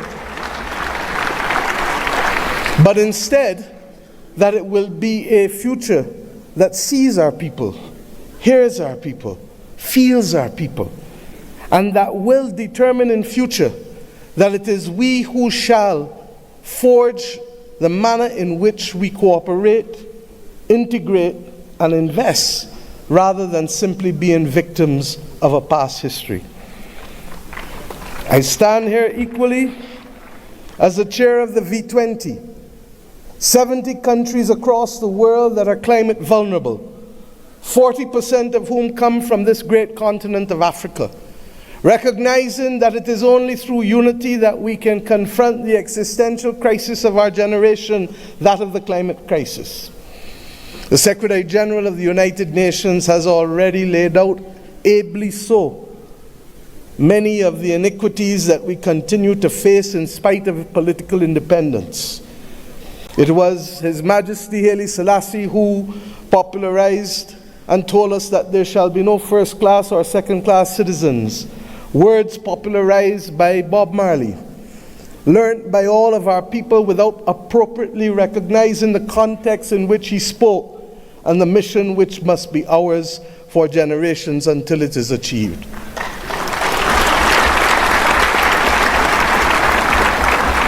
He told us that there would be war if there were first-class and second-class citizens. He told us that there would be war if the color of our skin was more significant than the color of our eyes. And we see here in the continent the continued descent into conflicts born out of ethnicity differences, born out of a mad grab for resources, not invariably for our own benefit, but for the benefit of others who seek to use our people as pawns in the determination of their own future. But we stand here as proud people, and we have enough among ourselves to know the difference between right and wrong, and to forge a future that is not for a few, but for the many. Indeed, as the world confronts the climate crisis, it is the poorest of the poor who remain the most vulnerable to floods and droughts and hurricanes.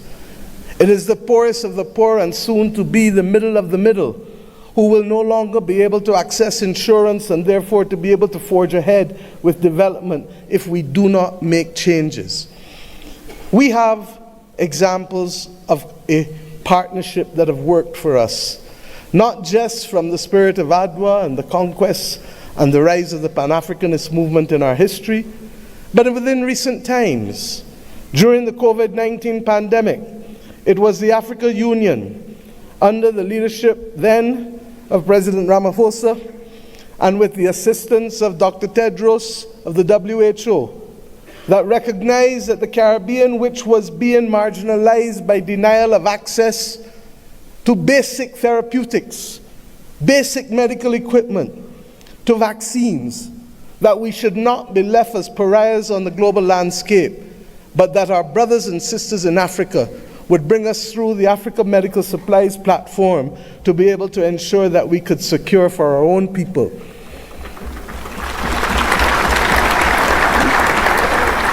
It was with the solidarity of many of you in the African Union that the Bridgetown Initiative has been able to take root and to make a case for a more modern and a fairer system that allows us to be able to access finance and to be able to put in place measures that allow us to be able to pause our repayment of debt during the period of necessity for rebuilding after horrific climatic events. We have seen how partnership helps us. We do not need any more evidence.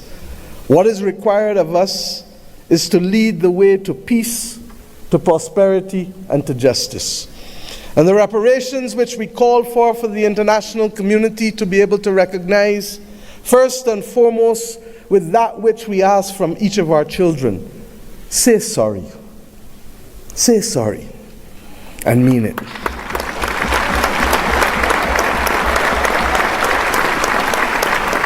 And after you say sorry, recognize that the future of the world is not possible without the stability of Africa and its diaspora. For as long as hypocrisy and double standards remain, it will be impossible to secure stability and peace in any nation across the earth. The reparations that we call for, beyond sorry, must be for fair access and development and compensation, because we each started the journey of independence with a chronic deficit. A deficit of resources, a deficit of fairness, a deficit of opportunity. And it is up to us, many of us in the second and third generation of independence, to be able to frame out fairly in a mature conversation what those reparations must look like if we are to attain justice and to inspire the young people of this world that good must always prevail over evil. But it is not only the reparations that we ask from the international community, because we ourselves must repair the damage that was foisted on us. The notion that transit visas, begging for them, must be the lot of our people in order to move across this world cannot be something that gives us satisfaction.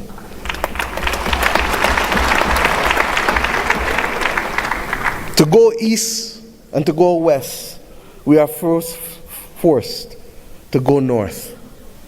It is not right. And it is not beyond the heads of government and heads of state, of the region, of the Caribbean community, and of the continent of Africa to determine that we must stop talking about, but simply do what is necessary to build the air bridges and sea bridges to guarantee that we control our destiny. I ask us to reflect on this because it is this simple act, apart from our music and our culture and our food, that will guarantee that it is not simply heads of government and heads of state that will meet in Accra or Bridgetown, but it is ordinary people who will be able to trade and to move from the closest point of Dakar to the closest point of Bridgetown, to be able to open up the opportunities that technically ought to be available not just simply through the Africa Free Trade Area or the CARICOM single market and economy, but through the combined opportunities provided by both. I ask us equally to recognize that in an era where AI is threatening to redefine what humanity can do and even if we can survive, that it is not ours to be the victims once again of technology as we were with gunpowder, but it is for us to help shape the future of the world, because more often than not it is Africa and its people who have brought the humanizing forces to bear on civilization. And if we are to be the cradle of civilization, then we are to be the protectors of people and planet, of humanity, as we go forward. And some watching on may say, how? And I say, how not?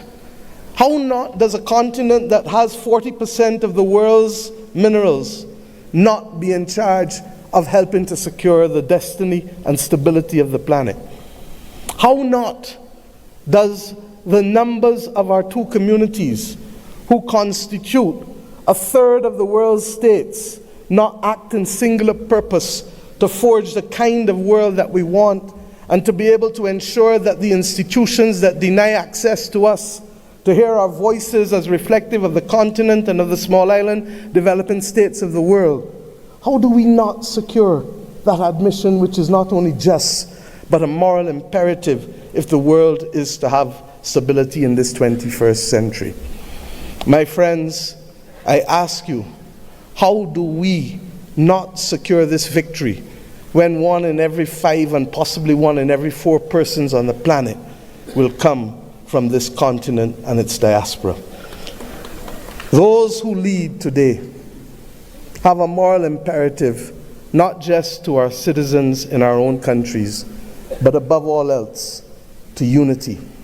The spirit of Adwa demands of us that we recognize that even in the face of the greatest technology being foisted upon us, that we can rise and win if we act in unity. This has been a message not given by our generation alone, but by previous generations of African and Caribbean leaders. But we ask ourselves, why does it elude us? And the answer comes not from outside, but only from within. When I speak of the USA with affection, I do not only want to speak of that which is known in the Americas. I want to speak about that which ought to have been possible if the 1884 Berlin talks did not take place. The possibility of the United States of Africa, which is as diverse as India, which is as diverse as China in terms of ethnicity and language and religion, but which is entirely possible if we see not ourselves first, but we see the unity of ourselves together. This may be the cry of a naive and romantic daughter of Africa. But if that is the case, I prefer to die being a naive and romantic daughter of Africa than one who is cynical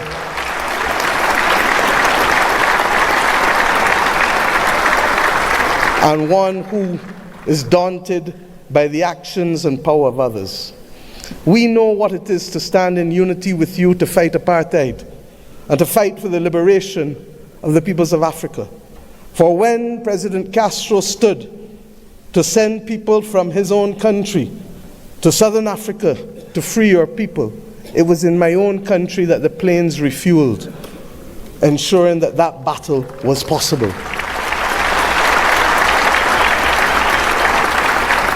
And when 100 years ago, almost, a Barbadian man and woman left our nation and left the United States to come here, Arnold and Mignon Ford, he wrote the anthem and lyrics of the anthem of the United Negro Improvement Association, UNIA, and his wife dared to establish a co-educational school here in Ethiopia, ensuring that boys and girls could receive education in a time and at a time when war was dominating the global landscape. They chose to see light rather than darkness. I ask us today, in tangible terms, that will allow our people to travel, that will allow us to pool our investments to ensure that the people of Africa not be denied the electricity that is so necessary as a platform for participation in the new world.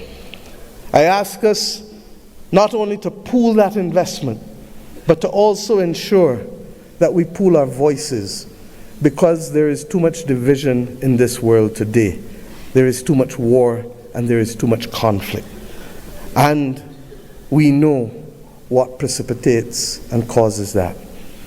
If we leave Addis Ababa with the commitment that the world is not going to be safe without a prosperous and stable Africa, then we understand what is the moral imperatives we must undertake in each of our countries to secure that unity of purpose and to secure ultimately the saving of the people and planet. I ask you today to recognize that, and I thank Prime Minister Abiy Ahmed for agreeing that the first in-face summit of CARICOM and the African Union should take place here in Addis Ababa on the 7th of September of this year of our Lord.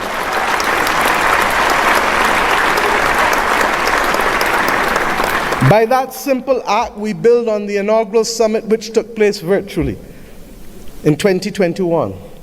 But more importantly, we seek to regularize and to establish as a permanent point of interaction the unity of which I speak and call for. And I ask you as I leave this podium to recognize that we too in the Caribbean want to see you. Indeed, in my own country in Barbados, we will celebrate the Caribbean Festival of Arts, the 15th CariFesta, from August 22nd to August 31st. And we do so not only asking for those from Cuba and Bahamas in the north, to Venezuela, to Suriname and Guyana in the south, to Belize in the west and the Eastern Caribbean, to come together to express our commitment to each other creatively through food and fashion and music and dance and art and sculpture, and talk of philosophy, talk of religion, talk of who we are, talk of the future. I ask us to recognize that we celebrate this year our resilience, and that we do so not only asking the people of the Caribbean to come, but the people from whom we came here in Africa, in India, in China, and the continent to which we went, in particular in Central America and Latin America. This is our moment to show the world that we were not simply apostrophes to the history and the modern history of humanity, but that truly we are the ones who can level the playing field and to create the opportunities that will allow the world to see people, hear people, and feel people, and to value the planet and its biodiversity at the very time when it is greatest in crisis. Let us remove the scars of history and be firm craftsmen of our fate, recognizing that the only people who can stop us now are we but ourselves. We have to emancipate ourselves from mental slavery and to build the future that our people want of us and to give them that pride that is theirs. And we must do so in the spirit and with the results of ADWA. Thank you.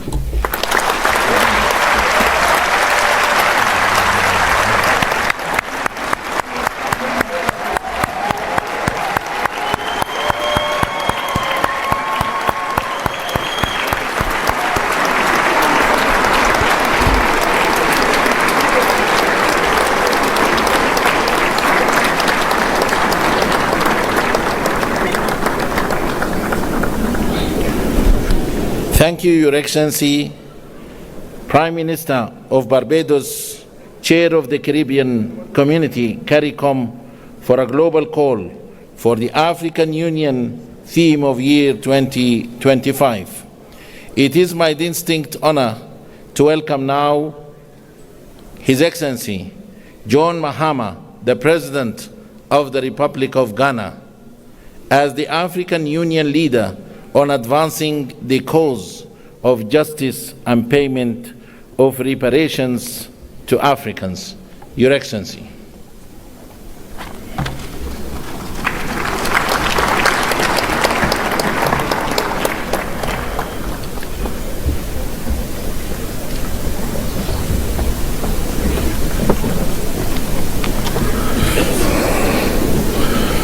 Thank you.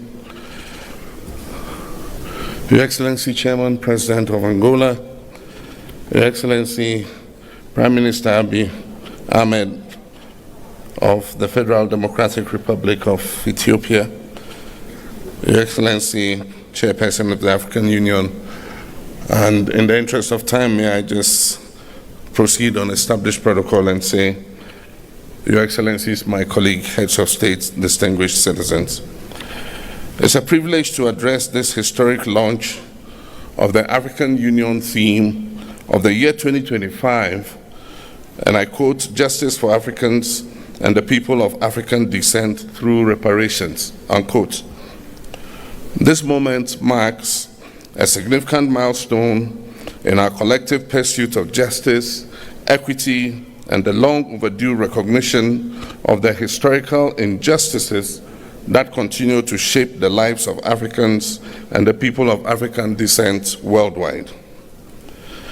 At the 37th Ordinary Session of the Assembly of the African Union in February 2024, our heads of state and government made a landmark decision to dedicate the year 2025 to the cause of reparatory justice. This decision underscores our collective commitment to addressing the historical injustices and their lingering consequences that have impacted generations of Africans and people of African descent. It aligns with our broader struggle for liberation, unity, and socio-economic empowerment as enshrined in Agenda 2063, the Africa we want, a vision for an integrated, peaceful, and prosperous continent. Your Excellencies, the transatlantic slave trade was one of the most heinous crimes against humanity, spanning about 400 years and forcibly displacing more than 12.5 million Africans. It is estimated that at least 2 million of our compatriots perished during the Middle Passage alone. The legacy of this brutal system, along with colonialism, apartheid, genocide, and neo-colonial exploitation, have left deep and enduring scars on the fabric of our societies. Today, the descendants of enslaved Africans continue to face economic disparities, social inequality, systemic discrimination, and racial prejudices. Addressing these challenges require more than just acknowledging them. It demands action. The economic impact of colonialism on Africa has been profound. Historical estimates suggest that the continent lost trillions of dollars in both human and material resources due to colonial exploitation. The forced extraction of wealth, which included minerals, cash crops, and labor, deprived African nations of the capital and infrastructure necessary for sustainable development. Colonial policies intentionally stifled industrial growth, leading to a dependency on foreign economies that persists even till today. The systemic plundering of Africa's natural resources, coupled with the disruption of traditional governance structures, has resulted in lasting consequences, worsening poverty, underdevelopment, and inequality throughout the continent. In November 2023, Ghana hosted the Accra Reparations Conference, a historic gathering that brought together African heads of state, scholars, and representatives of the global African diaspora to advance the reparations movement. This conference reaffirmed the urgent need for comprehensive reparatory justice and laid the foundation for stronger advocacy and policy frameworks. It provided a platform for dialogue on the financial, cultural, and social restitution necessary to address the enduring effects of slavery and colonialism. The outcomes of this conference served as a guiding pillar for our collective efforts moving forward. The 2025 AU theme of the year is therefore a call to galvanize efforts towards reparatory justice. It is an appeal to ensure that the dignity, rights, and well-being of Africans and their descendants are fully restored. Reparations involves not only financial compensation, but also restitution, rehabilitation, and guarantees of non-repetition for the abuse of fellow human beings. It is also about truth-telling, historical accountability, and the restoration of agency to those who have been marginalized for centuries.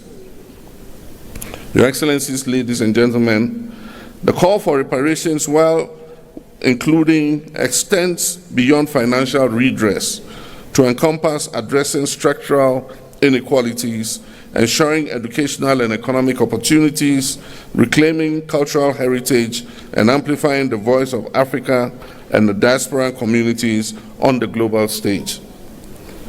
Achieving justice requires multi-stakeholder collaboration. Today's pre-launch event serves as a crucial platform for concertedly rolling out constructive consultation, dialogue, and partnership. We welcome the participation of AU member states, regional economic communities, the global African diaspora, civil society organizations, academia, the private sector, and international partners in this transformative endeavor. The African Union Commission, in collaboration with key partners, have developed the concept note and revised the roadmap to guide the implementation of the reparations agenda. This initiative will further the aspirations of Agenda 2063, fostering an Africa that is self-reliant, just, and inclusive. Through this launch, we seek to, among other things, mobilize political will and commitment towards reparatory justice and racial healing, present and discuss the roadmap for implementing the 2025 theme of the year, foster partnerships among AU member states, diaspora communities, and like-minded international allies, engage stakeholders in resource mobilization efforts to support reparations initiatives across Africa, elevate awareness and advocacy to ensure sustained engagement beyond 2025, encourage dialogue and knowledge sharing among experts, policymakers, historians, and affected communities. And finally, to ensure an end to the culture of silence and denial on racism and colonialism. Your Excellency, the work ahead requires a unified voice, a clear strategy, and unyielding commitment. Today, we reaffirm our commitment to working together to develop policies and frameworks that will support reparations efforts across Africa and beyond. We must continue to advocate for stronger legal and institutional mechanisms at the national, regional, and international levels to ensure that reparatory justice for the historical trauma inflicted on global Africa is not just a conversation, but a reality. Your Excellencies, ladies and gentlemen, to conclude, I wish to express Ghana's unwavering support for this critical initiative. Let us seize this moment with the determination it deserves as we work together towards a future that is fair, that is just, and equitable for all Africans and people of African descent, and by natural extension, the uplifting of all humanity. I thank you.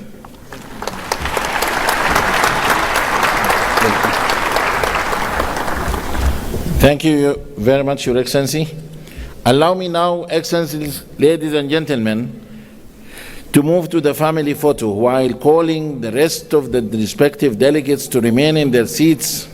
Remain in their seats, please, to ensure the smooth organization of the family photo. Allow me this time to call Excellencies and Honorable Heads of States and delegates in an organized manner to proceed to the photo session location. Allow me now to start by calling distinguished presidents from Liberia, Libya, Madagascar, and Malawi. Please follow our protocol team to the family photo. There is only one door open for the family photo, which is gate number 5. Please, protocol teams, lead our leaders to the family photo. And then the second row, please, distinguished presidents and heads of states from Cape Verde, Cameroon, Central African Republic, Chad, Comoros, Congo, Cote d'Ivoire, Democratic Republic of Congo, Djibouti, Egypt, Equatorial Guinea, Eritrea, Swatini, the Gambia, Ghana, Guinea-Bissau, Kenya, and Lesotho. Please follow our protocol team to the family photo. Excellencies, presidents and heads of delegations from Sierra Leone, Somalia, South Africa, South Sudan, Tanzania, Togo, Tunisia, Uganda, Zambia, Zimbabwe, Algeria, Benin, Botswana, and Burundi. Please follow our protocol team to the photo session location. Honorable presidents and heads of delegations from Mauritania, Mauritius, Morocco, Mozambique, Namibia, Nigeria.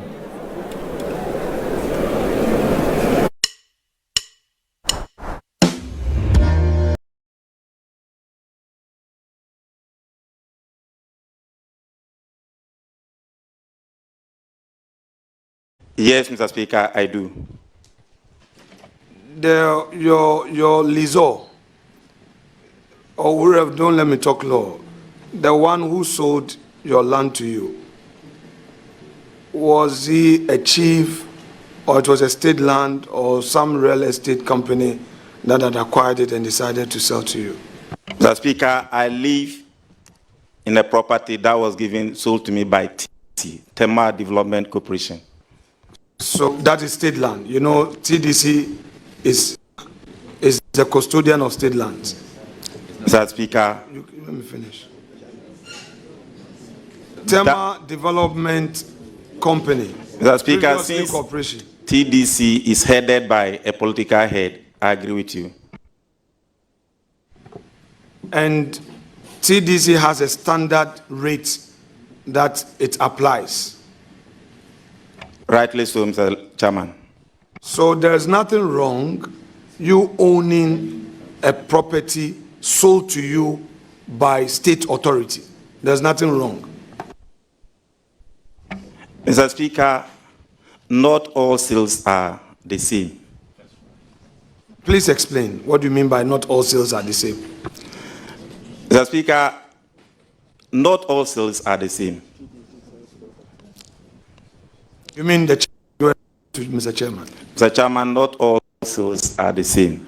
Yes, and I want you to explain. If you say not all sales are the same, what exactly do you mean? Mr. Speaker, Mr. Chairman, not all sales are the same because, like I rightly told you, if you go to where I live, we have two different types of state lands. We have the Ramsar site and we have the Tema Development Corporation site.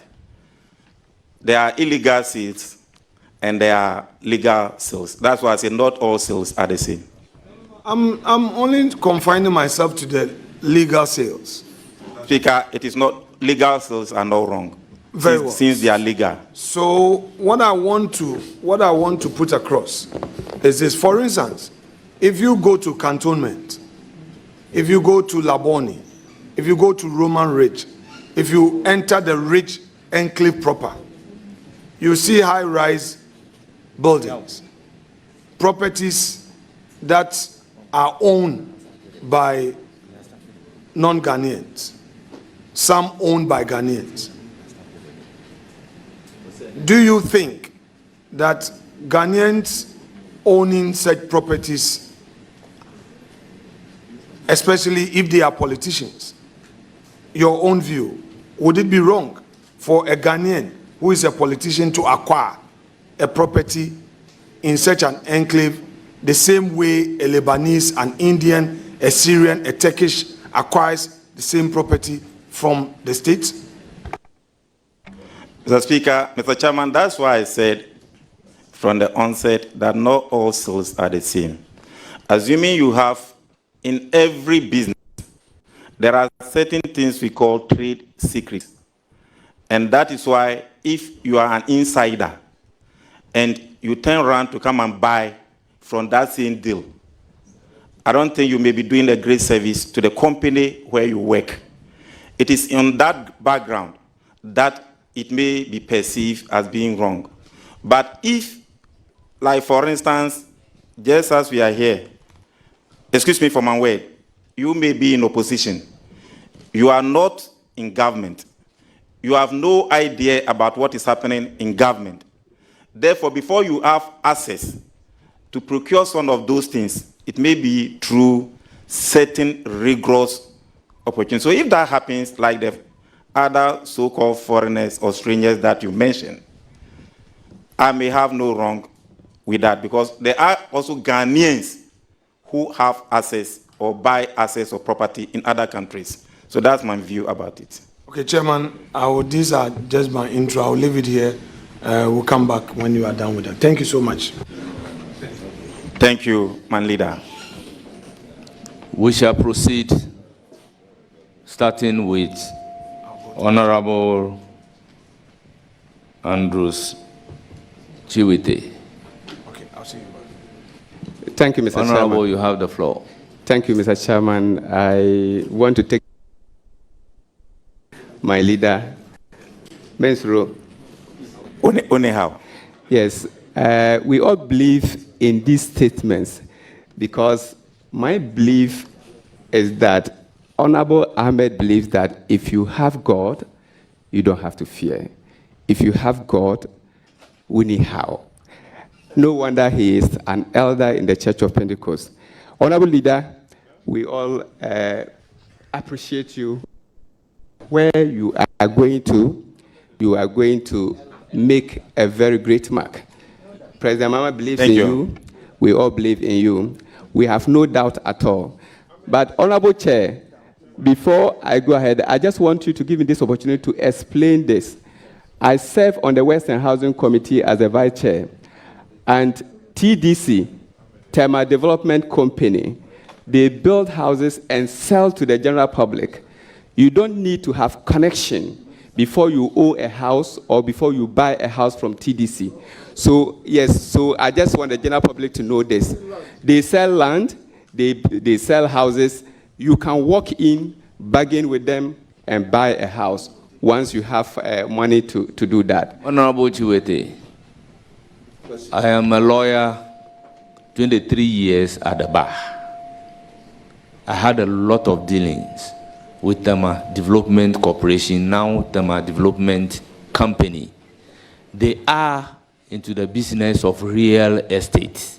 They build houses and then offer the houses for sale to the general public.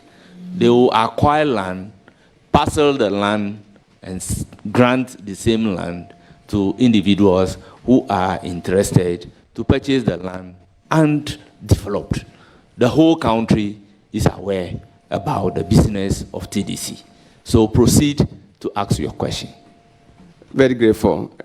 Honorable Leader, my question is, do you think the Common Fund Administrator should report to the local government minister? Thank you.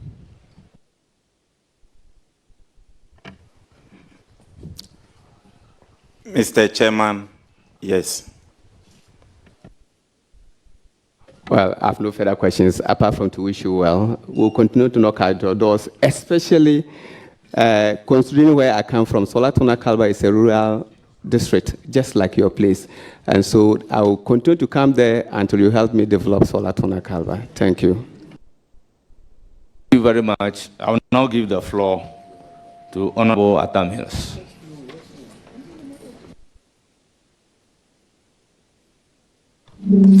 Thank you very much, Mr. Chairman. Honorable Leader, congratulations. And I know you are going to do an awesome job for us at the local government ministry. Thank you. Just wanted to ask you a question here. How would you improve the economy around these MMDCAs? Mr. Chairman,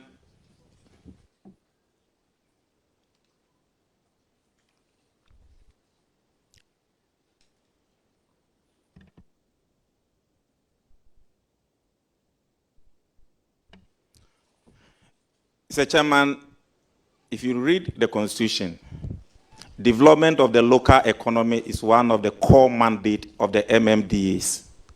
And therefore, Mr. Speaker, once given the nod, together and all former ministers of governance, which party they may belong to, we are going to team up together to make sure that we are able to bring strategies and policies to support the vision of His Excellency the President to improve upon the local economy in every district using comparative natural advantages of the various ministries, because they may not be the same. Thank you. Any further questions?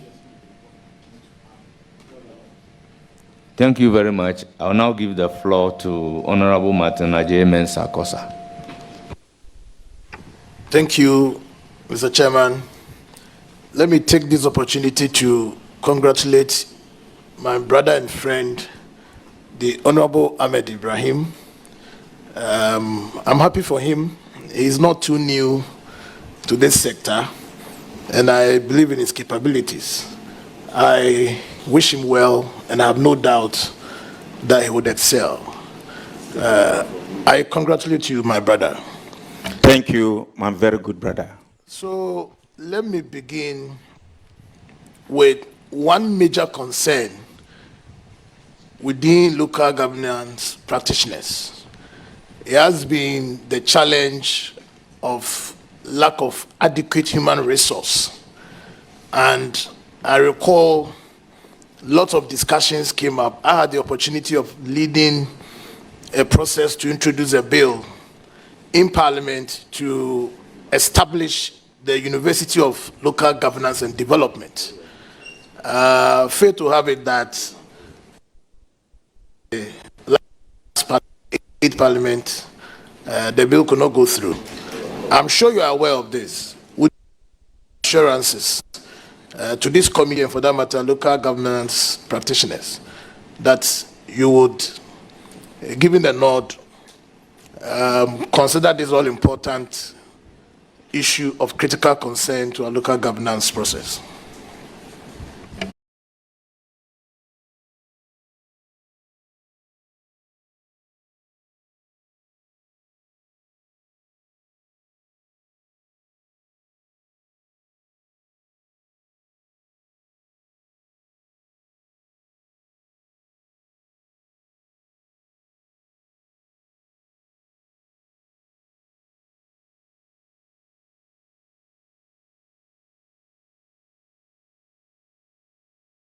giving the nod, Mr. Chairman, thank God, all the former ministers, like I said, we are all going to team up to work together. And looking at the number of SHS graduates who are knocking on the doors of the few universities that we have in the country, we need more universities. And therefore, it is one of the areas we are going to pursue. So, my brother, you are rest assured, your labor will not be in vain. Thank you. Honorable Chair, my second question is again on another critical issue within the sector, and it has to do with adequate resources in running the MMDAs and agencies of the ministry or within the sector. Aside the traditional statutory releases that government sends to the MMDAs, would you have any plans of initiating other means of enhancing revenue generation for development within the MMDAs? And then give me one or two examples of what initiatives you would want to put across. Mr. Chairman, thank you for the good question that has just been asked. There are many challenges in the ministry, just as my brother has identified. And therefore, anything that will be done to improve upon the resource base of all the MMDAs is something that we are going to work towards. But, Mr. Chairman, just as I said, we'll work together to improve the local economic development of the MMDAs. And I said, based on their economic comparative resource endowed advantages. But, Mr. Chairman, from the day since 2009, ever since I entered this chamber, Minister of Local Government upon Minister of Local Government have all been complaining about one critical thing, and that is property rate. We happen to visit about 154 districts, of which myself and the committee members embark upon. One critical area that we can do, the low-hanging fruit, to make sure that we improve upon the funding of the MMDAs is property rate. So if my brother is asking of just one or two examples, the first example should be property rate. And Mr. Chairman, we were in this house when the budget was passed and property rate was centralized, taking that core function from the MMDAs.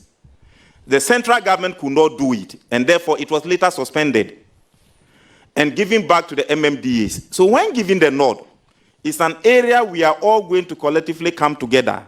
My brother, thank God you are still in Parliament. And one of us is being posted to the Minister of Finance, if approved. The current majority leader who is going also understands revenue generation very well. And the potential of property rate, what it can give to the MMDAs. Mr. Chairman, this is one area that we are all going to work towards. And if all former ministers come on board, practitioners come on board, MPs come on board, together with chiefs, now that the various chiefs and traditional authorities are going to be members of the district, I don't think DCEs, MPs, traditional authorities, and opinion leaders in their various districts will see the should come to their place and come and collect.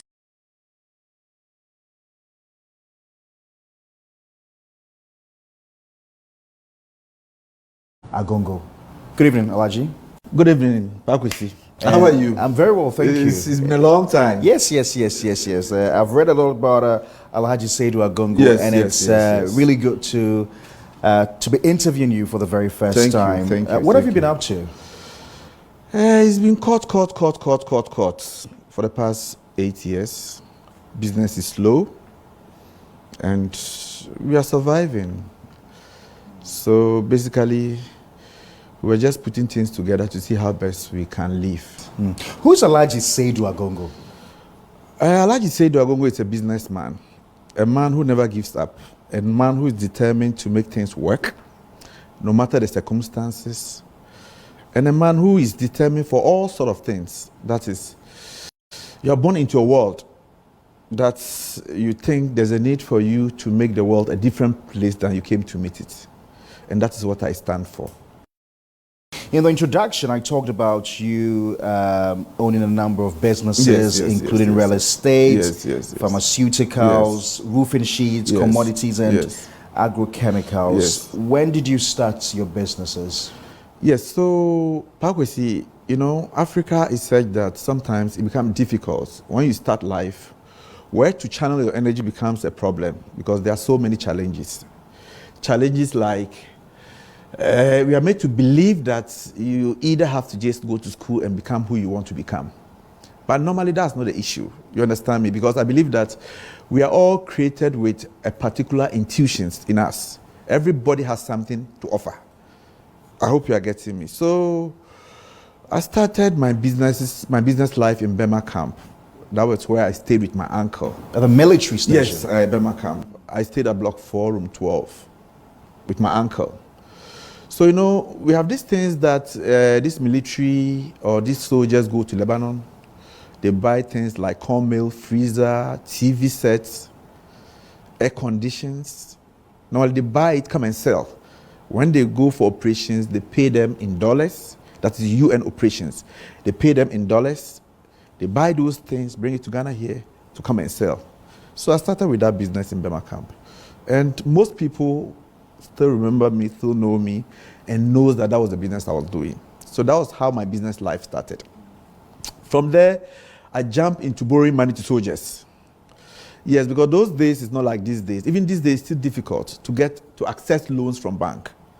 So I take their paychecks and give them loans so that at the end of the month, I go to the bank, I fast, deposit the money, the check at the bank. Once pay office pays on the 15th, I take my money out and move on. So that is what I've been doing in Bema camp, Laboni, Legon, IPS. That is what I've been doing. And my business year started when I was even 16 years. Yes, very early. Yes. So determined to make it. Basically, that is what has gotten me to where I am. These companies still operate? Yes. Sarago is gone down a bit. That's the rice business gone down a bit. Pharmaceutical, yes. The factory is operating. Agro is operating. Real estate is operating. But it went down a bit because I was thinking that most of these businesses, they are not structured. When I say they're not structured, you understand me? It becomes like me and you, our mother, father, the sort of business that they do. So it's like when the owner is no more, the business is gone. So I was thinking of entering into a more structured business. It's only structured business that can grow. It can outlive you. It's going to be banking. Banking, yes, you're right. So most of these monies were used as part of the capital to enter into the banking industry. We'll talk a bit about the banking shortly, but so you talk about these businesses, about 6 of them, and I'm sure they fall under a conglomerate. Yes, Zira Group. The Zira Group. Yes. Okay. So how many workers do you have in total? For now, I think about 1,800, yes. 800. You pay 1,800 people every month. When I add the media, there are a lot. You've got a media business as well. Yes. The Class Group of companies. The Class Group of companies. Right. Why did you get into media? Media is not to make money. You understand me? Because if you look at it now, we are where we are because education has been less. When I say education, you know, human beings are such that you have to waken yourself up to realities. Because there's no rocket science. You are human. And you have to live up to your best in life. And all these things happened based on the education that you come across. Like you talking to me now. You now get to sleep and think, okay, this man said this man said that. That awakens you. So you realize that who Pakwesi is today is based on what happens in your environment, what you've heard, what people have said. So I entered into the media to see how best, one, I can change lives, I can transform the country, change our concept of thinking, our concept of understanding, which has always been selfish. Greed. Change that concept. because that doesn't end you well. It's only when you give, that's the only way you can grow. Because if you look at the basic creation of God, it's all given. Mango, water, the river, rain, it's all given. So the basic concept is given. Until you are educated enough to understand the reality of life, which myself and you are in now, you won't get to understand the concept. It's only when you can understand the concept that you can work very well to get whatever you're looking for in life. The Bank of Ghana in 2019. You won't get to understand the concept. It's only when you can understand the concept that you can work very well to get whatever you're looking for in life. The Bank of Ghana in 2019 revoked your bank's license. Yes. That was Heritage Bank. Yes. It was a bank that you had started. Yes. How did you take that news? Personally, I'm the type that I always see anything that happens that is meant to happen. I don't grudge things that happen. In as much as it will be hurtful, I felt like, okay, this is what has happened. What do? I just have to face the reality. They've revoked the license. What did I do wrong? I don't know. You should know what you did wrong. So You should know. You should know. I might know based on their perspective, not based on my perspective. In my perspective, so let me tell you what the central bank said you did wrong. Yes. The central bank says your bank, that's Heritage Bank, was overexposed to its majority shareholder at the time, which I think it's you. You had close to 70% shares in that business. Yes. The central bank also said that you did not pass the fit and proper test. Yes. And I'd imagine it was in relation to a prosecution in a 271 million cedi cocoa fertilizer scandal in which you were involved. Yes. The bank said that you had a questionable stated capital aside your inability to meet their new 400 million stated capital requirement. Yes. You knew. All these things, I don't know where it's coming from, but I see them, all this they said as they wanted something to just use against me. Why would you say so? No, because Bank of Ghana has been in existence for how long now? I'm a private person and I applied and I had a license. I'm not a regulator. I'm a businessman who think of the fact that, okay, banking is a sector that I can grow it within the sub-region. Look at, we're sitting in Ghana here, look at Nigerian banks. They're almost everywhere. Can you count any of a Ghanaian bank anywhere? No. So I'm not a regulator. I applied. I want a banking license. You bring your conditions. I meet each one by one. Bank of Ghana has got a forensic unit that defines who becomes fit and proper. You don't just take any money to Bank of Ghana and they'll give you a banking license. Whatever you tell them, they check. So after checking and giving me the license, within a year time, you now come and tell me that I'm not fit and proper. Which English is this? You understand me? When we do this, we kill the soul of the basic foundation of the economy. Because I could have taken the money to Dubai, Guyana. I could have gone to establish something somewhere. Who hold me? Even Nigeria, even Togo. Indeed, you're reported to have said that the Bank of Ghana had crushed your dream of building a continental brand that would have competed with international banks in and outside of Ghana. Yes. You maintain that? Yes. I maintain that because, like I was saying, we are strong beings. It's just that we are limiting ourselves. We are very strong. What you think of, what you plan, what you work for, you can achieve it. I don't see why Stand Chart will grow to Ghana, grow to Nigeria, grow to Abidjan, and Ghanaian banks can expand. So at the end of the day, when I set up my bank, if you look at the structure of my board, I constituted a board that can stand with time. Strong board. At a time, I even applied for loan, and they rejected it. And I didn't have, own bank? Yes. I didn't have any problem with them because they were doing their work. Because if you look at Alex Ashiago, ex-governor of Bank of Ghana, he was my board member. Dr. Kwesi Botwe. The respected economist. Yes. Look at Benson Nuchukwi. These are all people that stands out within Ghana. Why would they be part of a board that the license of that bank was fraudulently acquired. They wouldn't have known. They couldn't have known. If no, they'll do their checks because to sit here and talk. Not fit and proper possibly means that you were engaged in a scandal and was being prosecuted by the courts. No, I beg to differ. Not fit and proper means that the standard that they used to judge human being, I don't fit that. And you reject that? I reject that. That's very insulting. To be very honest with you, it's so insulting. How do you tell a businessman who started his business at the age of 16 years, having built, imported rice, imported sugar, I wake up 4 a.m. and go to work, only to work to establish a corporate institution just for you to come and tell me I'm not fit and proper? Where is this English coming from? That is why I said I could have taken the money outside, but I believe that, okay, God knows why I was created in Ghana here, so why don't I use the resources to build Ghana? So that is why. So at the end of the day, if I'd invested somewhere, would you have even known me, let alone for you to describe me as not fit and proper? No. How would you respond to those who say you are bitter? If I'm not fit and proper, why were you asking me to merge with other banks? The same bank that was not fit and proper. Why were you asking us to merge with other banks? No, that's still an allegation you're making against the central bank. No, you can. Which we cannot verify. No, you can ask Edison. You can ask him, you can verify. All I'm saying here is going to be something that will be forever. Right. I'm not bitter. My bitterness is not based on myself because I'm very humble and I'm content. Even today, even I don't have a car, bicycle, I'll ride it. I'm a very content person. But I'm bitter because Heritage Bank would have given all the banking industry in Ghana here the competition that they would never match it. Have you entered into any of our branches before? Got a magnificent building. Yes. So all these things came out of planning. Because the major success of a business is not what you see.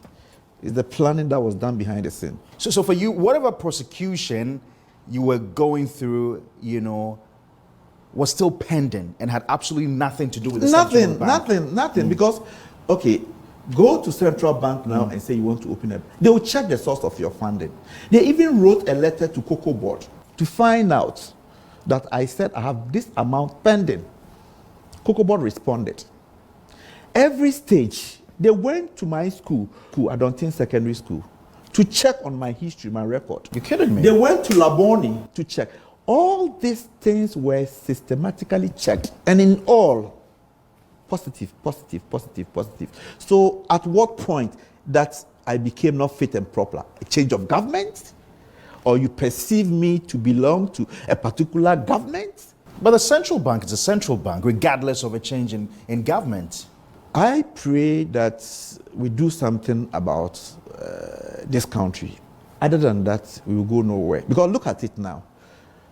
You today, you can become the central bank governor if John Dramani Mahama wants you to become the central. It's just a matter of appointing you. It's just a matter of going through parliament. It's just a matter of they approving you. So at the end of the day, whatever His Excellency John Dramani Mahama wants you to do, you execute it. Because at the end of the day, he's the one who appointed. But the central bank and the governors are supposed to be independent. They are supposed to, but the reality is they are not. You know it. I don't know it. You were saying it. Oh, whoever that appoints you hold the key to your actions. And that doesn't work. But the Bank of Ghana is established to be an independent body, a constitutionally mandated body to be independent, just like the Electoral Commission. I agree on that. But that's why I said the basic concept of appointment makes it not to be independent. How do I appoint you and say you be independent? You do whatever I ask you to do. If I ask you and to so do you somebody, think your charges and what happened to your bank was politically motivated? Yes, they were asked to nail me. Because look at it now. You collapsed my bank because I just have a case in court. Not that verdict has been given against me. What do you think about that? You collapse an institution, a business entity created by a private person, gone through processes, gotten license to establish, employ Ghanaians that are working there. You just collapse it because the owner has a case in court. Does it sound well? Well, I don't know. Maybe I'm thinking differently. I'll come back to you on this conversation. You're still watching Business Focus, your most authoritative business and economic analysis program. My name is Pakwisi Asari. My guest on the program is Alhaji Seidu Agongo, the man behind Heritage Bank. We're talking about, the man Seidu Agongo and what he stands for. If you just tune in, we've been talking about the Heritage Bank and the decision by the central bank to revoke his license. When we return, I'll find out from him why he's decided to come out now. He's faced 8 years of court appearances. The new government, led by John Dramani Mahama, has just recently, through the Attorney General, essentially dropped all the charges against him. We'll find out what he makes of that and what's the future for Seidu Agongo going forward. We'll be right back. Your flight is ready to leave. Sit back and relax and enjoy the flight.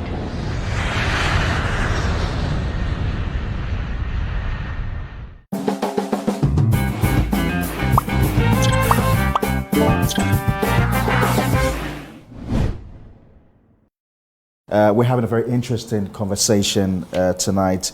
Mr. Agongo, welcome back. So, you've been in court for the last 8 years. Yes. How has this impacted your life and your other businesses? I want you to also learn this. Most troubles that we get into is because of attachment. I'm not attached to anything. Yes, trust me, I'm not attached to anything. I only attach things that will evolve to be impactful. So I have taken a cue from this, and I see life as eventually we will leave everything on this world. Have you been to the mortuary before? I have. Okay. Have you seen somebody who has become the president and gone to opposition before? I have. Okay. You know Queen Elizabeth? I do. The past one. I do. So basically, whatever we acquire in this world is to make an impact. Because if you come to look at it, possession, one day it will all vanish. And before you can become who you want to become, you have to experience life. You don't run away from life. And all challenges are to build you up. Your enemies are even building you up, trust me. Because it's only when they criticize you, challenge you, that is when the Pakwisi in you comes out. You understand me? So it's been tough, but I welcome it. I've become more of a better person than before. Because I now understand Did you life. at any point in time imagine yourself going to jail? Yes, it got to a point that you even have relatives and people that you think should stand before you telling you that they will jail you. But nevertheless, I said to myself, I'm not the first and the last person to go to jail. And I know what... So you were prepared for jail? No. You have to prepare for everything because those there... But if you're innocent, why would you think you'd be prosecuted then? Because the system... And sent to jail. Okay. The system, I always call it the metrics. They don't want you. They can kneel you. Really? You don't know that. An innocent man? Yes. You can be kneeled because the system wants you kneeled. Just because in their perspective, you don't deserve it. You don't belong. Who are you? Who is your grandfather? Who is your grandmother? Why are you using 2012 Land Cruiser? But your trial has taken 8 long years. Yes. No, because... It means that was due process. Yes, I'm not doubting the process because the fact is that today governances, until we do something about the constitution, they will use the process to truncate your life. I see. Yes. It's only through the process they use to truncate your life. Mr. Seidu Agongo, you're telling me that regardless of all the allegations and accusations against you, you're completely innocent. Very innocent. In the matter of the fertilizer, the 271 million cedis fertilizer with cocoa board. Trust me. You delivered on that. Very, very, very innocent because all the goods that they were charging me on, we supplied it and they used it. So even let's assume we reverse it, okay, I have the 217 million. Go and bring my fertilizer. They couldn't have even traced 1 liter. It's been used. You gave me what first contract, I executed. You paid me. You gave me second contract, I executed, you paid me. You gave me third contract, I executed, you paid me. Only to take me to court to tell me that the first, second, third that I executed and you paid me, the fertilizer was adulterated after you've used it. It's just like going to the wache joint and Timoni, go and buy the wache. After you paid chop finish, then you tell Timoni, say, wache self no correct. Where is this English coming from? But just that, like I said, as a citizen, a law-abiding citizen, whatever the government of the day wants to do, you abide by it, but just look up to God. You must have been powerful or connected to very high people in political positions to have been targeted by a new government. Don't you think so? I won't call it powerful, and I don't see anybody who is powerful. A young man like you can equally become powerful when you build relationship very well. Ghanaians have said that it's only when they benefit from you that they try to, or if I know today or the next week or in 6 months' time, Pakwesi will become Bank of Ghana governor or the president. That is how Ghanaians are. But I sincerely believe that relationship is key. Whether or not the person will become whoever, let's just build a good relationship. You don't think that as a businessman to have been targeted by a government, as you say it, could possibly have meant that you must have been politically exposed? I don't think so. Like I said, their actions were based on assumption. And I can't determine what you assume. You're suggesting that you were not politically exposed? I don't think so, because at the end of the day, what makes somebody politically exposed? We have to define that before I accept myself be in that shoe. If you don't define that, is it because umbrella, or is it because at what point do we determine whether somebody is politically exposed? Are you a member of the umbrella? Are you NDC? I'm a businessman. You're more sympathetic towards the NDC. Yes. You've got more friends within the NDC. Yes. And that should not disenfranchise you from doing business. Reliable friends, of course. And that should not disenfranchise you from doing business. No, sitting here, I'm determined to do business with Tinubu in Nigeria. I'm determined to go to Congo. I'm determined to go to Abidjan. Because Ghana is just 31 million people. Whoever sits here and do business and think he's rich, I think the person is just tickling himself and laugh. 31 million Ghanaians. Whatever you are selling is only 10 to 15% of the population can buy. So let's even assume you are selling groundnut, 10 to 15% of the population can buy. How many are you getting? In terms of volumes? Yes, compare that to Ghana being like Lagos. South Africa. No, so you understand me? We've not developed our export routes, nothing. Even taking goods from here to Togo. It's more difficult than bringing goods from Germany to Ghana. I hope you are getting what I'm meaning. So, we as Ghanaians, we need to live up to the reality and shoulder competition, because I believe in the Ghanaian concept of a business person. So some would ask, why is Seydou Agongo deciding to talk now? It's been 8 long years. Okay, so talking now is something that I have been thinking and wondering, Because I do recall that, I have made approaches to you in times past, wanting to hear your story, and I haven't had a very favorable response. Yes, you're right. When I met Crow, that is during the investigation with Yoko, they asked, who are you? And I said, I'm Seydou Agongo. Why are you not known? I said, hey, known as in how? They said, oh, we don't see you anywhere. But if you look at that is true, your properties and the companies haven't opened up a bank, how can I justify to them that the capital of the bank, all my landed properties, a whole lot belongs to me? And I said, do they know Zugabek? Say yes. I said, can he justify what he owns at his age? He says, that is a developed country. I said, that is a developed country. Define developed and define developing. And tell me, if somebody is in develop and somebody is in developing, who is more likely to succeed? And that is when the person started nodding his head. So that's when I say, oh, the fact that people don't talk to you to know what you've gotten, what the Almighty God, Allah, your ancestors have built into you. So one day, I'll come out. And the day is now. Decision. Yes.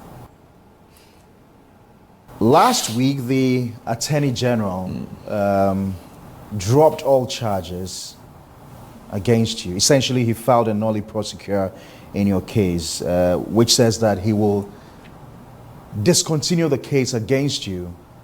That's good news for you. Very good news. Did you expect it? Yes, it's making me have the feeling that no condition is permanent. Did you influence that decision? No, I think everybody witnessed our process of adjudicating our case in Ghana here. I have judges that call me, I have lawyers, I have civil society that call me and say, oh, be strong, all will go well. There are people that don't support the system, but you understand me, it's like if it doesn't affect Pakwesi, he doesn't care. It's only when it affects you that it touches human. So I was happy, and I was expecting it. I know one day I'll be vindicated, because my principle of business is execute the tax and make profit. But wouldn't you have rather the courts discharge or acquit and discharged you instead of the Attorney General deciding to drop all charges and not giving anybody any reason for that decision? In my perspective, the court has no case. If you go into the history of my case in courts, any judge that has adjudicated my case has been promoted. Can you say that again? I can say that any judge that I have sat before to hear my case has been promoted. The current Justice Abuaji Tando has been promoted to appeal court. Your point is what? My point is deal. Do you know what's a deal? We are striking a deal. Do this and I'll do this. That's what I think. But they could have struck the deal to jail you then. Which they did. It's only when I allowed them. You know, that's why I say human beings, we have strong spirit that our spirit, if you stand firm, your spirit will protect you and nobody can do any harm to you, provided you are innocent. And I see business as do the work and make your profit and move out. But don't destroy. Because that money you are looking for in business is for you to build an empire, to build a legacy. It's just like you looking for money. It's to use the money to educate your child, right? Okay. So why do you steal to educate your child? The source of the money is not acceptable. So the child might become a drunkard, a weed smoker, would destabilize. I don't know whether I get what I'm meaning. That is how life works. Once we get to understand this concept, trust me, we'll live well and be able to go well. His Excellency the President, John Dramani Mahama, had said, in times past, even before assuming office as president, as a matter of policy, actually, they had said that they were going to try and restore the licenses of some of the collapsed banks. We don't know how they're going to be doing that, but many people I have spoken to have said to me that it was regrettable that your bank, Heritage Bank, had to be added to the lot. Would you want your license back? Of course, why not? Because like I said, life is a journey. We all have dreams. Maybe you like to sit on yours, but we all have dreams. You still want to build that? I want to that competitive brand, of course, that will compete with other multinationals, of course, across. Of course, we fail because of our inconsistency. We fail because we change decisions. But when you are consistent, you get there. So you're all ready, very ready, and it's a legacy that I want to leave. That's the banking industry, banking education. So what are you going to do about it? I mean, we don't know how they're going to do this, but are you going to see the president? Are you going to lobby to have your license back? It's not lobbying. It's not lobbying. I won't call it lobbying, because the fact is that why will you collapse a bank that was solvent? When I say solvent, a bank that doesn't depend on central bank for support, a bank that doesn't use customers' money. The bank itself has its own capital. Why will you? No, but at least at the time, the governor said that the stated capital aside, yes, you were unable to meet the new 400 million capital requirement. All those banks that exist now, have they met it? Do your checks. All the banks that exist, I don't want to mention banks' name, have they met it? And in any case, if I'm not able to meet it, the only way is to just slaughter me. Can't we have a more human approach, a more dignified approach, a more Ghanaian approach? Because it's Ghanaians that are working there. Now, do you have an idea as to those that were employed in my bank? Some are taxi drivers. Some, it's like their dreams